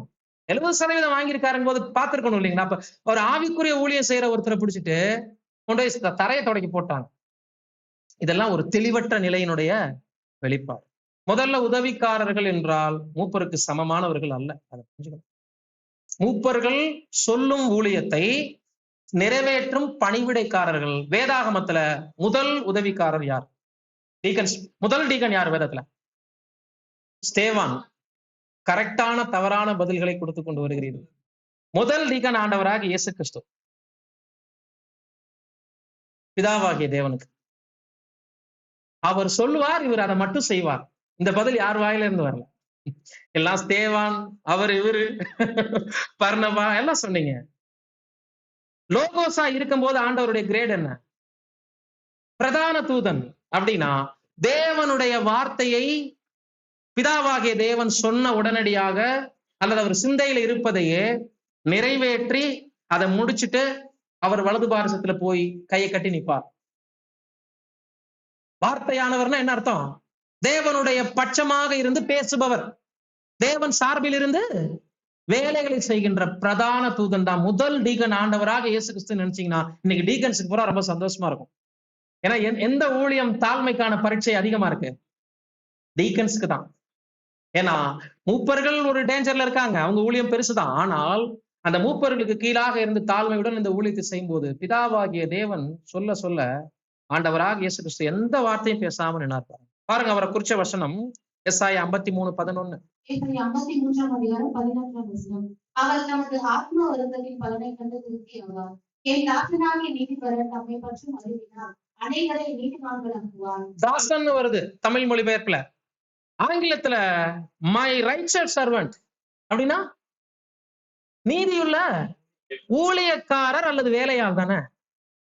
அப்ப ஆண்டவர் இயேசுக்கு என்ன ஒரு விஷயம் தான் இருந்திருக்கு முன்னாள் ஃபுல்லா, பழைய ஏற்பாட்டு நாட்கள் ஃபுல்லா லோகோஸா இருக்கும்போது, பிதாவாகிய தேவனின் நேர்மையான ஒரு ஊழியக்காரர். அவர் தான் ஃபர்ஸ்ட் டீக்கன். சில நேரங்கள்ல அந்த டீக்கன் சொல்லும் போது அதை தாங்கிக்க முடியல, அல்லது அதாவது கொடுத்துட்டா ஆறுதலா இருக்கும்னு எல்லாம் இன்னைக்கு அதை போஸ்டிங்கா யோசிக்கிறவங்க திங்க் பண்ணணும். முறையான டீக்கன் அவரு ஃபர்ஸ்ட் எல்டர் பிதாவாகிய தேவன். கர்த்தரின் மெய்ப்பரா இருக்கிறார் சங்கீதம் 23:1 இடம்பெறது யாருங்க? பிதாவாகிய தேவன். அப்ப அந்த மெய்ப்பருக்கு முதல் ஒபே பண்ண டீக்கன் யாரு? கர்த்தராகிய இயேசு கிறிஸ்து. அதனாலதான் இன்னைக்கு கிறிஸ்து நமக்கு மூப்பரா இருக்கிறார். புரியுதுங்களா? பிதாவாகிய தேவனுக்கு அவர் டீக்கனா இருந்தனாலதான் உங்களுக்கும் எனக்கும் இன்னைக்கு மூப்பரா இருக்கிறார். அப்போ இந்த ஊழியங்கள் புரிந்து கொள்ளப்பட வேண்டிய விதமாக நம்ம புரியணும். திருவூழியன் டிரான்ஸ்லேஷன்ல கூட பாருங்க, நேரியவராகி என் ஊழியர். இந்த இடத்துல என்ன வருது? மை ரைச்சஸ் சர்வன்ட் கிட்ட நேரியவர்னா ரொம்ப நேர்மையானவர், ரொம்ப நேர்த்தியானவர், தவறிழைக்காத எனது ஊழியர் அப்படின்னு சொல்ற. அப்ப அன்புக்குரியவர்களே, உதவிக்காரர்களை பொறுத்த வரைக்கும் சிந்தையில நிறுத்த வேண்டியது, இது மூப்பர் ஊழியத்திற்கு சமமான ஒரு ஊழியம் இல்ல. பூலோக காரியங்களை மட்டும் பார்க்கணும். குறிப்பாக மூப்பர்கள் சொல்லாத எந்த விஷயத்தையும் அதிக பிரசங்கித்தனமாக செய்துட்டு அவர்களுடன் போர் புரியக்கூடியவர்களாக இருக்கக்கூடாது. குறிப்பாக டபுள் டங்க் இருக்கக்கூடாது. ஏன்னா உதவிக்காரர்கள் ஆரம்பிக்கும் போது முதல் வசனமே என்ன சொல்லுச்சுன்னா, உதவிக்காரர்களும் இருநாக்கு உள்ளவர்களும். மூப்பர்கள்ட்ட விடப்பட்ட ஒரு வார்த்தை இங்க இருக்குன்னா அந்த இருநாக்கு பத்தி தான். ஏன் டீக்கன்ஸ்க்கு மட்டும் பேசினார் அப்படின்னா, பிரதர் ரசலுடைய நாட்கள்ல அங்க இருந்துட்ட எக்லிஷால ஒரு சகோதரன் கடிதம் எழுதியிருக்கிறாரு. டீக்கன்ஸ்னால நிறைய பிரச்சனை. என்னன்னா, டீக்கன்ஸ் நிறைய இருப்பாங்கல்ல, அவங்க இந்த 2-3 மூப்பர்களுக்குள்ள சண்டை இழுத்து வர்ற மாதிரி இங்கிட்ட மாத்தி சொல்லிட்டு இருந்துக்கிறாங்க. இந்த கம்ப்ளைண்ட் பிரதர் ரசலுக்கு போயிருக்கு பாருங்க. அப்பதான் இந்த வசனத்தை மேற்கோள் காட்டுறாரு சகோதரன். மூப்பர்கள் கூட ஒன் மைண்ட்ல போயிருவாங்க. இந்த டீக்கன்ஸுக்கு ஒருத்தருக்கு ஒருத்தர் பிடிக்காத அளவுக்கு என்ன பண்ணிடுவாங்க, சில காரியங்களை ஏற்படுத்திடுவாங்க. அதனால ஒரே நாக்குனா டீக்கன்ஸ்ட கூட நீங்க பார்க்க வேண்டிய மாம்சீக தகுதிகள் இருக்கு, ஸ்பிரிச்சுவல் தகுதி தான் பார்க்க கூடாது. அவரும் நேர்மையானவரா, நடத்தை சரியானவராங்கும் போது டபுள் டங்க்ல எங்கிட்டு இருக்கிறத அங்கிட்டு என்ன பண்ணக்கூடாது, சொல்லி கலகத்தை கிரியேட் பண்ண மாதிரி இருக்கக்கூடாது. சோ ரொம்ப இவங்களுடைய தகுதிகள் நம்ம ஆழமா பார்க்க வேண்டியது இல்ல. மூப்பர்களுக்கு எல்லா ஊழியமும் சாத்தியம் அப்படின்னா உதவிக்காரர் சபைக்கே தேவைப்பட்டிருக்காது. உதவிக்காரர்கள் அப்படி தேவைங்கிற ஒரு விஷயம் தொன்று தொட்டு இன்னைக்கு வர்றதை நம்ம பாக்குறோம். அவர்கள் இல்லைன்னா இன்னைக்கு எக்லிஷால பல்வேறு ஊழியங்கள் லாஸ் ஆயிடும். உதவிக்காரர்களுடைய ஊழியம் ரொம்ப பெருசு. தவறு இழைக்கிற ஒரு சிலரை நம்ம கருத்துல வச்சுட்டு நல்ல ஊழியம் செய்யறவங்களை தவறாக என்ன பண்ணிடக்கூடாது, நினைச்சிடக்கூடாது. அப்ப அன்புக்குரிய சகோதர சகோதரிகளே, உதவிக்காரர்களுடைய பங்கை அவர்கள் சரியாக உணர்ந்திருக்கணும். மூப்பர்கள் அவங்க கொடுக்கக்கூடிய பங்கை சரியாக அவங்க கொடுக்கணும். சபையினர் மூப்பர் யார், உதவிக்காரர்கள் யார் என்பதை கண்டறிஞ்சு சரியா செயல்படணும். அதுல முக்கியமான ஒரு டவுட், பெண் ஊழியக்காரர்கள் ஏற்படுத்தினாங்க உதவியாளர்கள்ல. இதை குறித்து உங்க சபையினுடைய நிலைப்பாடு என்ன? இதுவரைக்கும் சகோதரிகள் பெண் உதவியாளர்கள் ஆதி அப்போஸ்தலர்கள் மத்தியில இருந்தாங்க. அப்படியே ஸ்திரீகளும் அப்படின்னு ஆரம்பிக்கிறார் இல்லையா அந்த டீக்கன்ஸ் பத்தி பேசும்போது, வசனம் இருக்கு இல்லையா? இது பத்தி நம்ம சபையினுடைய புரிதல் என்னன்னு தான் கேட்கிறேன். நீங்க செய்யுங்கன்னு நான் சொல்ல வரல, ஏன் செய்யலனும் கேட்க வரல. நீங்க என்ன அண்டர்ஸ்டாண்டிங்ல இருக்கிறீங்க? அது சரியா தப்பா? பெண் உதவிக்காரர்களை ஏற்படுத்துவது சரியா? ஒரு சபைக்கு ஆரோக்கியமா? வேண்டியது இல்லையா? வேண்டியதில்லை. Very good. இதுலதான் சரியான பதில் கொடுத்திருக்கு. ஏன்னா சகோதரர் ரசலிடம் கேட்கப்பட்ட கேள்வி, அலிகனி சபையில பெண் உதவியாளர்களை எடுக்கிறீங்கன்னு நாங்க கேள்விப்படுறோம், நாங்களும் அந்த சபையில எங்க சபையில செய்யலான்னு இருக்கிறோம், உங்களுடைய பதில் என்னங்கும் போது சகோதரர் சொன்னார், இல்ல நீங்க தவறா கேள்விப்பட்டிருக்கிறீங்க. அலிகனியில் ஒருபோது நாங்க அந்த மாதிரி பெண் உதவியாளர்களை தெரிவு செஞ்சதில்லை. என்ன ரீசன் அப்படின்னு கேட்கும்போது, ஆதி அப்போஸ்தலர் சபையில சில முறைமைகள் தொடங்கின உடனடியாக நடைமுறைக்கு இருந்துச்சு, எல்லா நாளும் பின்பற்றப்படல. அதை புரிஞ்சுக்கணும் நம்ம முதல்ல. தீர்க்க தரிசனம் சொன்ன பெண்கள் கூட இருந்தாங்க. அப்ப இன்னைக்கு நம்ம தீர்க்க தரிசனம் சொல்றோமா? அப்போ பழைய ஏற்பாடு புதிய ஏற்பாடும் ரெண்டும் ஓவர்லாப்பிங்கா இருக்கும்போது சில விஷயங்கள் முன்னுக்கும் பின்னுக்கும் முரணா இருந்திருக்கும். பின்னால் அப்போஸ்தலர்கள் சில விஷயங்கள் தேவையில்லைன்னு வெட்டி எரிஞ்சிருப்பாங்க இல்லைங்களா? அதை நம்ம நோட் பண்ணணும். இன்னைக்கு இதை தவறா புரிஞ்சுக்கிட்டு நிறைய சபைகள்ல பெண் உதவிக்காரர்களை எடுத்திருக்கிறாங்க.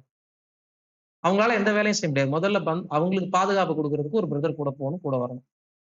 பெண் உதவிக்காரர்கள் இப்ப 2 பிரதர்ஸுங்க இங்க வந்து எக்லிஷா கிளீன் பண்ணாங்க. இப்ப இதே 2 பெண் தனியா வருவீங்களா? உங்க கணவர் விடுவாங்களா? முதல்ல சத்தியத்துல இல்லாத கணவன்மார்கள் முதல் இப்ப என்ன ஆகும்? அந்த சகோதரிக்கு 2 பேரும் என்ன பண்ணணும்? காவலாளியா போகணும்.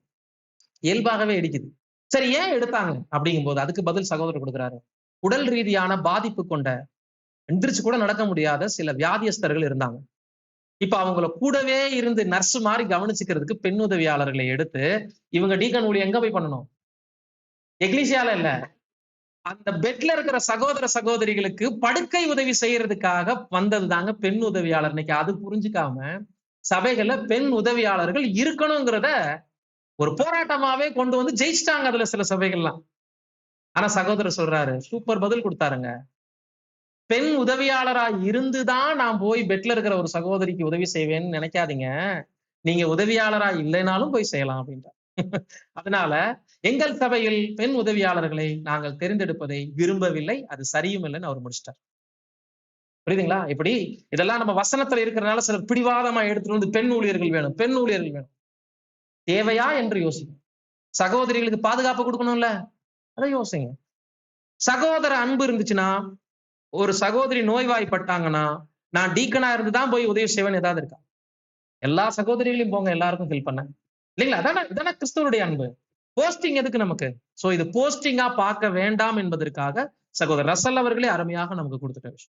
பாடத்தினுடைய கன்க்ளூஷனுக்கு வரக்கூடிய முக்கியமான 2 பாயிண்ட். யார் வாக்களிக்கலாம், யார் விலகிக் கொள்ளலாம். முதலாவது, யார் வாக்களிக்கலாம். சிம்பிள், அவ்வளவுதான், படிச்சிருங்க.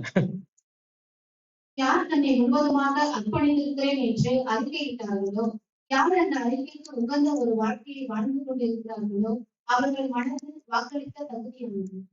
இந்த விஷயத்துல யாரும் யாரையும் பங்கு பெறாதீங்க, வரக்கூடாது அப்படின்னு தன்னிச்சையின்படி சொல்றதுக்கு யாருக்கும் உரிமை கிடையாது.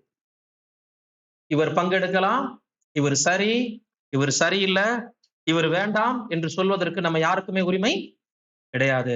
தேவனோடு பலியினால் உடன்படிக்கை செய்துட்டு அர்ப்பணிச்சு அதை வெளியரங்கமாக அறிக்கையிட்ட எல்லோரும், குறிப்பாக ட்ரூலி கான்சென்ட்ரேஷன் லைஃப், அர்ப்பணிப்பு உகந்ததாக இருக்கணுமா இல்லைங்களா? வெறும் அர்ப்பணிப்புனா ஞானஸ்தானம் எடுத்துட்டு வீட்டுல இருக்கிறது இல்ல. உடன்படிக்கை செஞ்சது ஏன் என்பதை உணர்ந்து அதற்கு ஏற்ற உகந்த வாழ்க்கையை வாழ்ந்து கொண்டிருக்கிறவங்க தான் பங்கெடுக்கணும். ஏன்னா நீங்க சொல்லும் போது பதில் எப்படி சொன்னீங்கன்னா, உடன்படிக்கை பண்ண எல்லாருமே எடுக்கலாம்னு சொன்னீங்க. ஆனா அந்த வார்த்தை கவனிச்சீங்களா? யார் அந்த அறிக்கைக்கு உகந்த வாழ்க்கை வாழ்றீங்களோ அவங்க தான் ஓட் பண்ணணும்னா இப்ப எத்தனை பேர் மிஞ்சும்? இப்ப ஓட்டு போட அர்ப்பணிச்சிருக்கணும்னு சொல்லி முடிச்சீங்க, அது ஞானஸ்தானம் நான் எடுத்துக்கிறேன். அந்த அர்ப்பணிப்புக்கு உகந்த வாழ்க்கை வாழாதவங்க யாருன்னு இப்ப கண்டுபிடிக்க ஆரம்பிச்சோம்னா யாருமே இந்த எலெக்ஷன்ல பங்கெடுக்க முடியாது. சோ ஒரு அளவுக்கு சத்தியத்தில் தெளிந்த புத்தி உள்ள ஆவியாது இங்க ரொம்ப ரொம்ப முக்கியம் என்பதை மறந்துடக்கூடாது. மேக்சிமம் வந்து பாத்தீங்கன்னா கூடுகைக்கு அட்டெண்டன்ஸே இருக்காது, மாத கணக்கா பார்க்க முடியாது எக்லிஷியால. அப்படிப்பட்டவங்க எக்லிஷியால எலெக்ஷன் அன்னைக்கு வந்து உட்கார்ந்துருந்தா இவர்கள் வாக்களிக்க தகுதியற்றவர்கள். அர்ப்பணிப்புங்கிறது எங்க இருந்து வரணும்? இருதயத்திலிருந்து வர்றதோடு அதற்கு உகந்த வாழ்க்கை வாழ்ந்து கொண்டிருக்கக்கூடியவங்களாக இருக்கும்.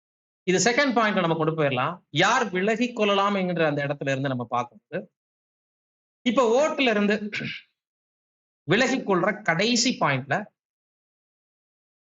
ஓட்டு போட்டு தேர்ந்தெடுக்கிற சபையாருக்கும் பங்கு இருக்கு, தெரிவு செய்யப்படுற சகோதரனுக்கும் பங்கு இருக்கு. நான் விலகி கொள்ளுகிறேன் என்று சொல்ற உரிமை யாருக்கு இருக்கு? சகோதரனுக்கும் இருக்கு. இவரை நாங்க ஏற்படுத்த மாட்டோம் என்று விலக்கி வைக்கிற உரிமை யாருக்கு இருக்கு? சபைக்கும் இருக்கு. இதுல 2 பேருடைய கண்ணோட்டமும் எப்படி இருக்கணும்? முதலாவது, விலகி கொள்ளுகிற சகோதரன் இப்போ என்னை நாமினேஷன் பண்ணாதீங்க, நான் இந்த ஊழியத்தை செய்யறதுக்கு எனக்கு விருப்பம் இல்லை அப்படின்னு சொல்றாருன்னு வச்சுக்கோங்க. இவர் எந்த அடிப்படையில சொன்னா சரி? அப்படி சொல்றது முதலாவது சரியா? இரண்டாவது கேள்வி, அப்படி சொன்னால் எதன் அடிப்படையில நான் இந்த ஒரு எலெக்ஷன்ல இருந்து விடுவிச்சுக் கொள்றேன், நான் பங்கெடுக்கிறேன், பட் என்னை யாரும் எலெக்ட் பண்ணாதீங்கன்னு சொல்லக்கூடிய ஒரு நபர் என்ன காரணத்தினால் தன்னை சொல்லி விலக்கிக் கொள்ளலாம்? அருமையான பதில் சகோதரன் சொல்லியிருக்கிறாரு. உடல்நிலையினால சபைக்கு சர்வீஸ் பண்ண அவரால இந்த வருஷம் முடியாது பிரதர், நீங்க கொடுத்துருவீங்க, பட் என்னுடைய உடல்நிலை இந்த அளவுக்கு பாதிப்பாக இருக்கும்போது அதை செய்யற தகுதி எனக்கு இல்லை என்று அவர் விலகிக் கொள்வது அருமையான பதில். வேற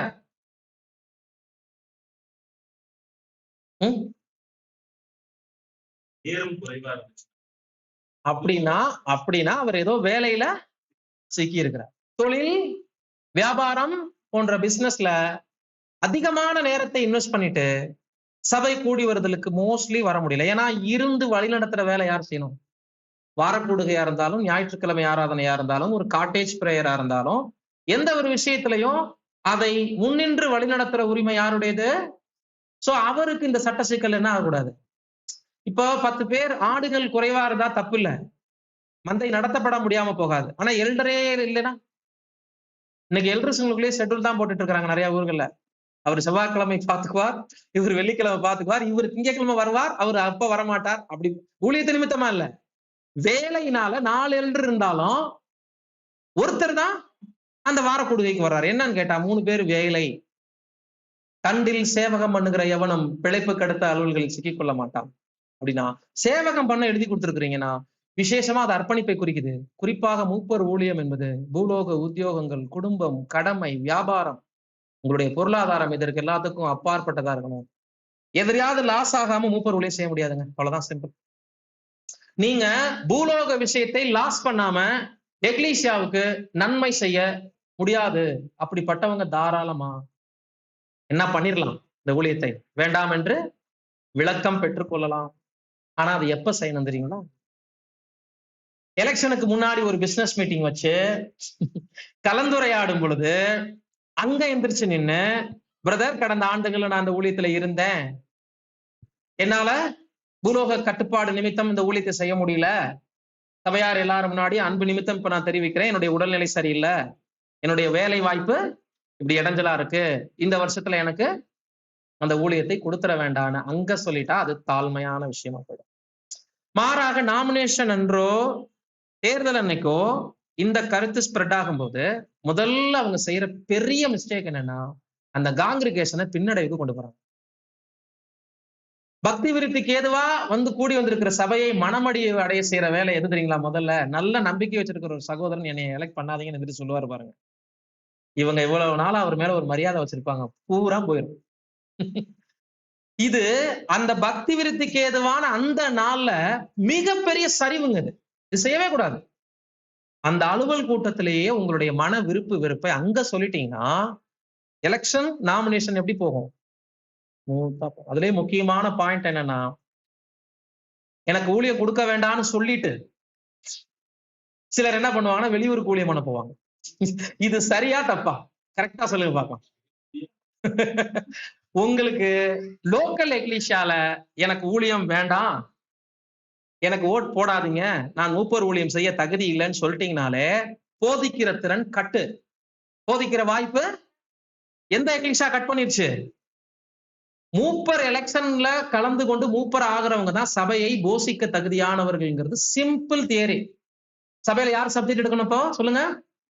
இப்ப சபையில எல்லா ஆண்களும் இருக்கிறாங்கன்னா பரவாயில்ல, எல்லாருக்கும் ஷெட்யூல் போடலாமா? சப்ஜெக்ட் எடுக்க எல்லாருக்கும் ட்ரைனிங் கொடுக்கலாமா? அது ராங், அது கிடையாது. நிறைய பேர் வந்து மன்னாவை வச்சு பழகி கொடுக்குறோம், இரவின் கீதங்களை வச்சு ட்ரைனிங் கொடுக்குறோம்னா அவங்களா ஒரு யூனிவர்சிட்டியா மாத்துறதுக்கு ட்ரை பண்ணிட்டு இருக்காங்க. வேதாகம ஒழுங்குமுறை இது கிடையாது. திறமை தாளந்து இருக்கிறவங்களை நீங்க தடை பண்ணவும் முடியாது, இல்லாதவங்களை வளர்த்து விடவும் முடியாது. இதுதான் பாயிண்ட். ஒருத்தர் தாளந்தே இல்லைன்னா நீங்க அவங்களை உருவாக்க முடியாதுங்க. தாளந்து இருக்கிறவங்களை நீங்க கண்ட்ரோல் பண்ணவும் முடியாதுங்க. தாளந்து இருக்கிறவங்களை எக்லிஷியா கண்டுபிடிச்சு அவங்களுக்கு சப்ஜெக்ட் வாய்ப்பு கொடுக்கும். அப்படின்னா அவருக்கு உங்களுக்கு ஓட்டு போடும்னு அர்த்தம். யார் ஒருவரை ஓட்டு போட்டு எக்லிஷா எலெக்ட் பண்ணதோ அவர் தான் சபையில சப்ஜெக்ட் எடுக்கணும், காட்டேஜ் பிரேயர் நடத்தணும், சுவிசேஷம் அறிவிக்க போகணும், பேசிக் லெசன்ல இருந்து எல்லாம் அப்போஸ்தலராக, சுவிசேஷகராக, மூப்பராக, மேய்ப்பராக, கண்காணியாக, போதகராகன்னு பல கேட்டகரி, 6-7 கேட்டகரி வருது. இதுக்கு எல்லாத்துக்கும் காமனா அவங்களுடைய தகுதி என்னன்னா, சொந்த எக்லிஷாவில மூப்பரா அங்கீகாரம் பெறவில்லை என்றால் ஃபாலோ கிளாஸ் கூட எடுக்க போகக்கூடாது.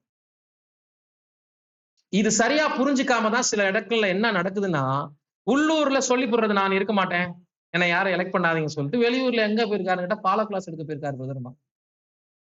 உள்ளூர்ல தான் ஊழியம் கொடுக்கலையே.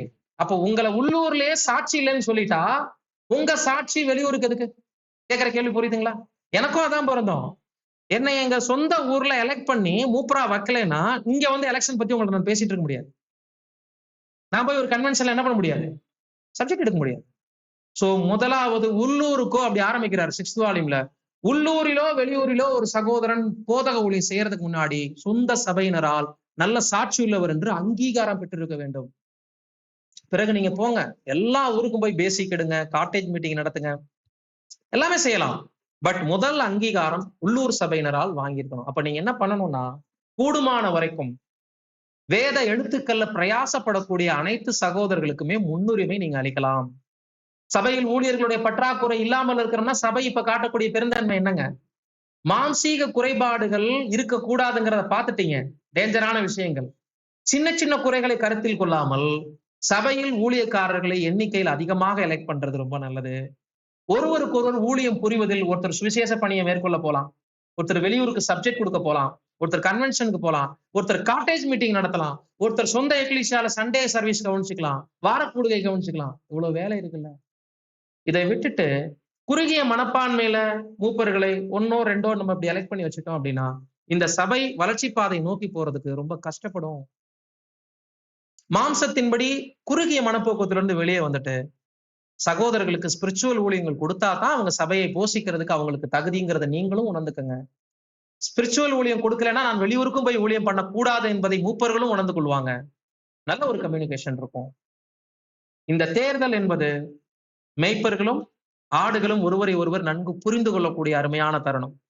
வேண்டாத கசடுகள், சின்ன சின்ன மன வருத்தங்கள், தேவையற்ற போராட்டங்களை ஒரு பக்கம் அப்படியே தூக்கி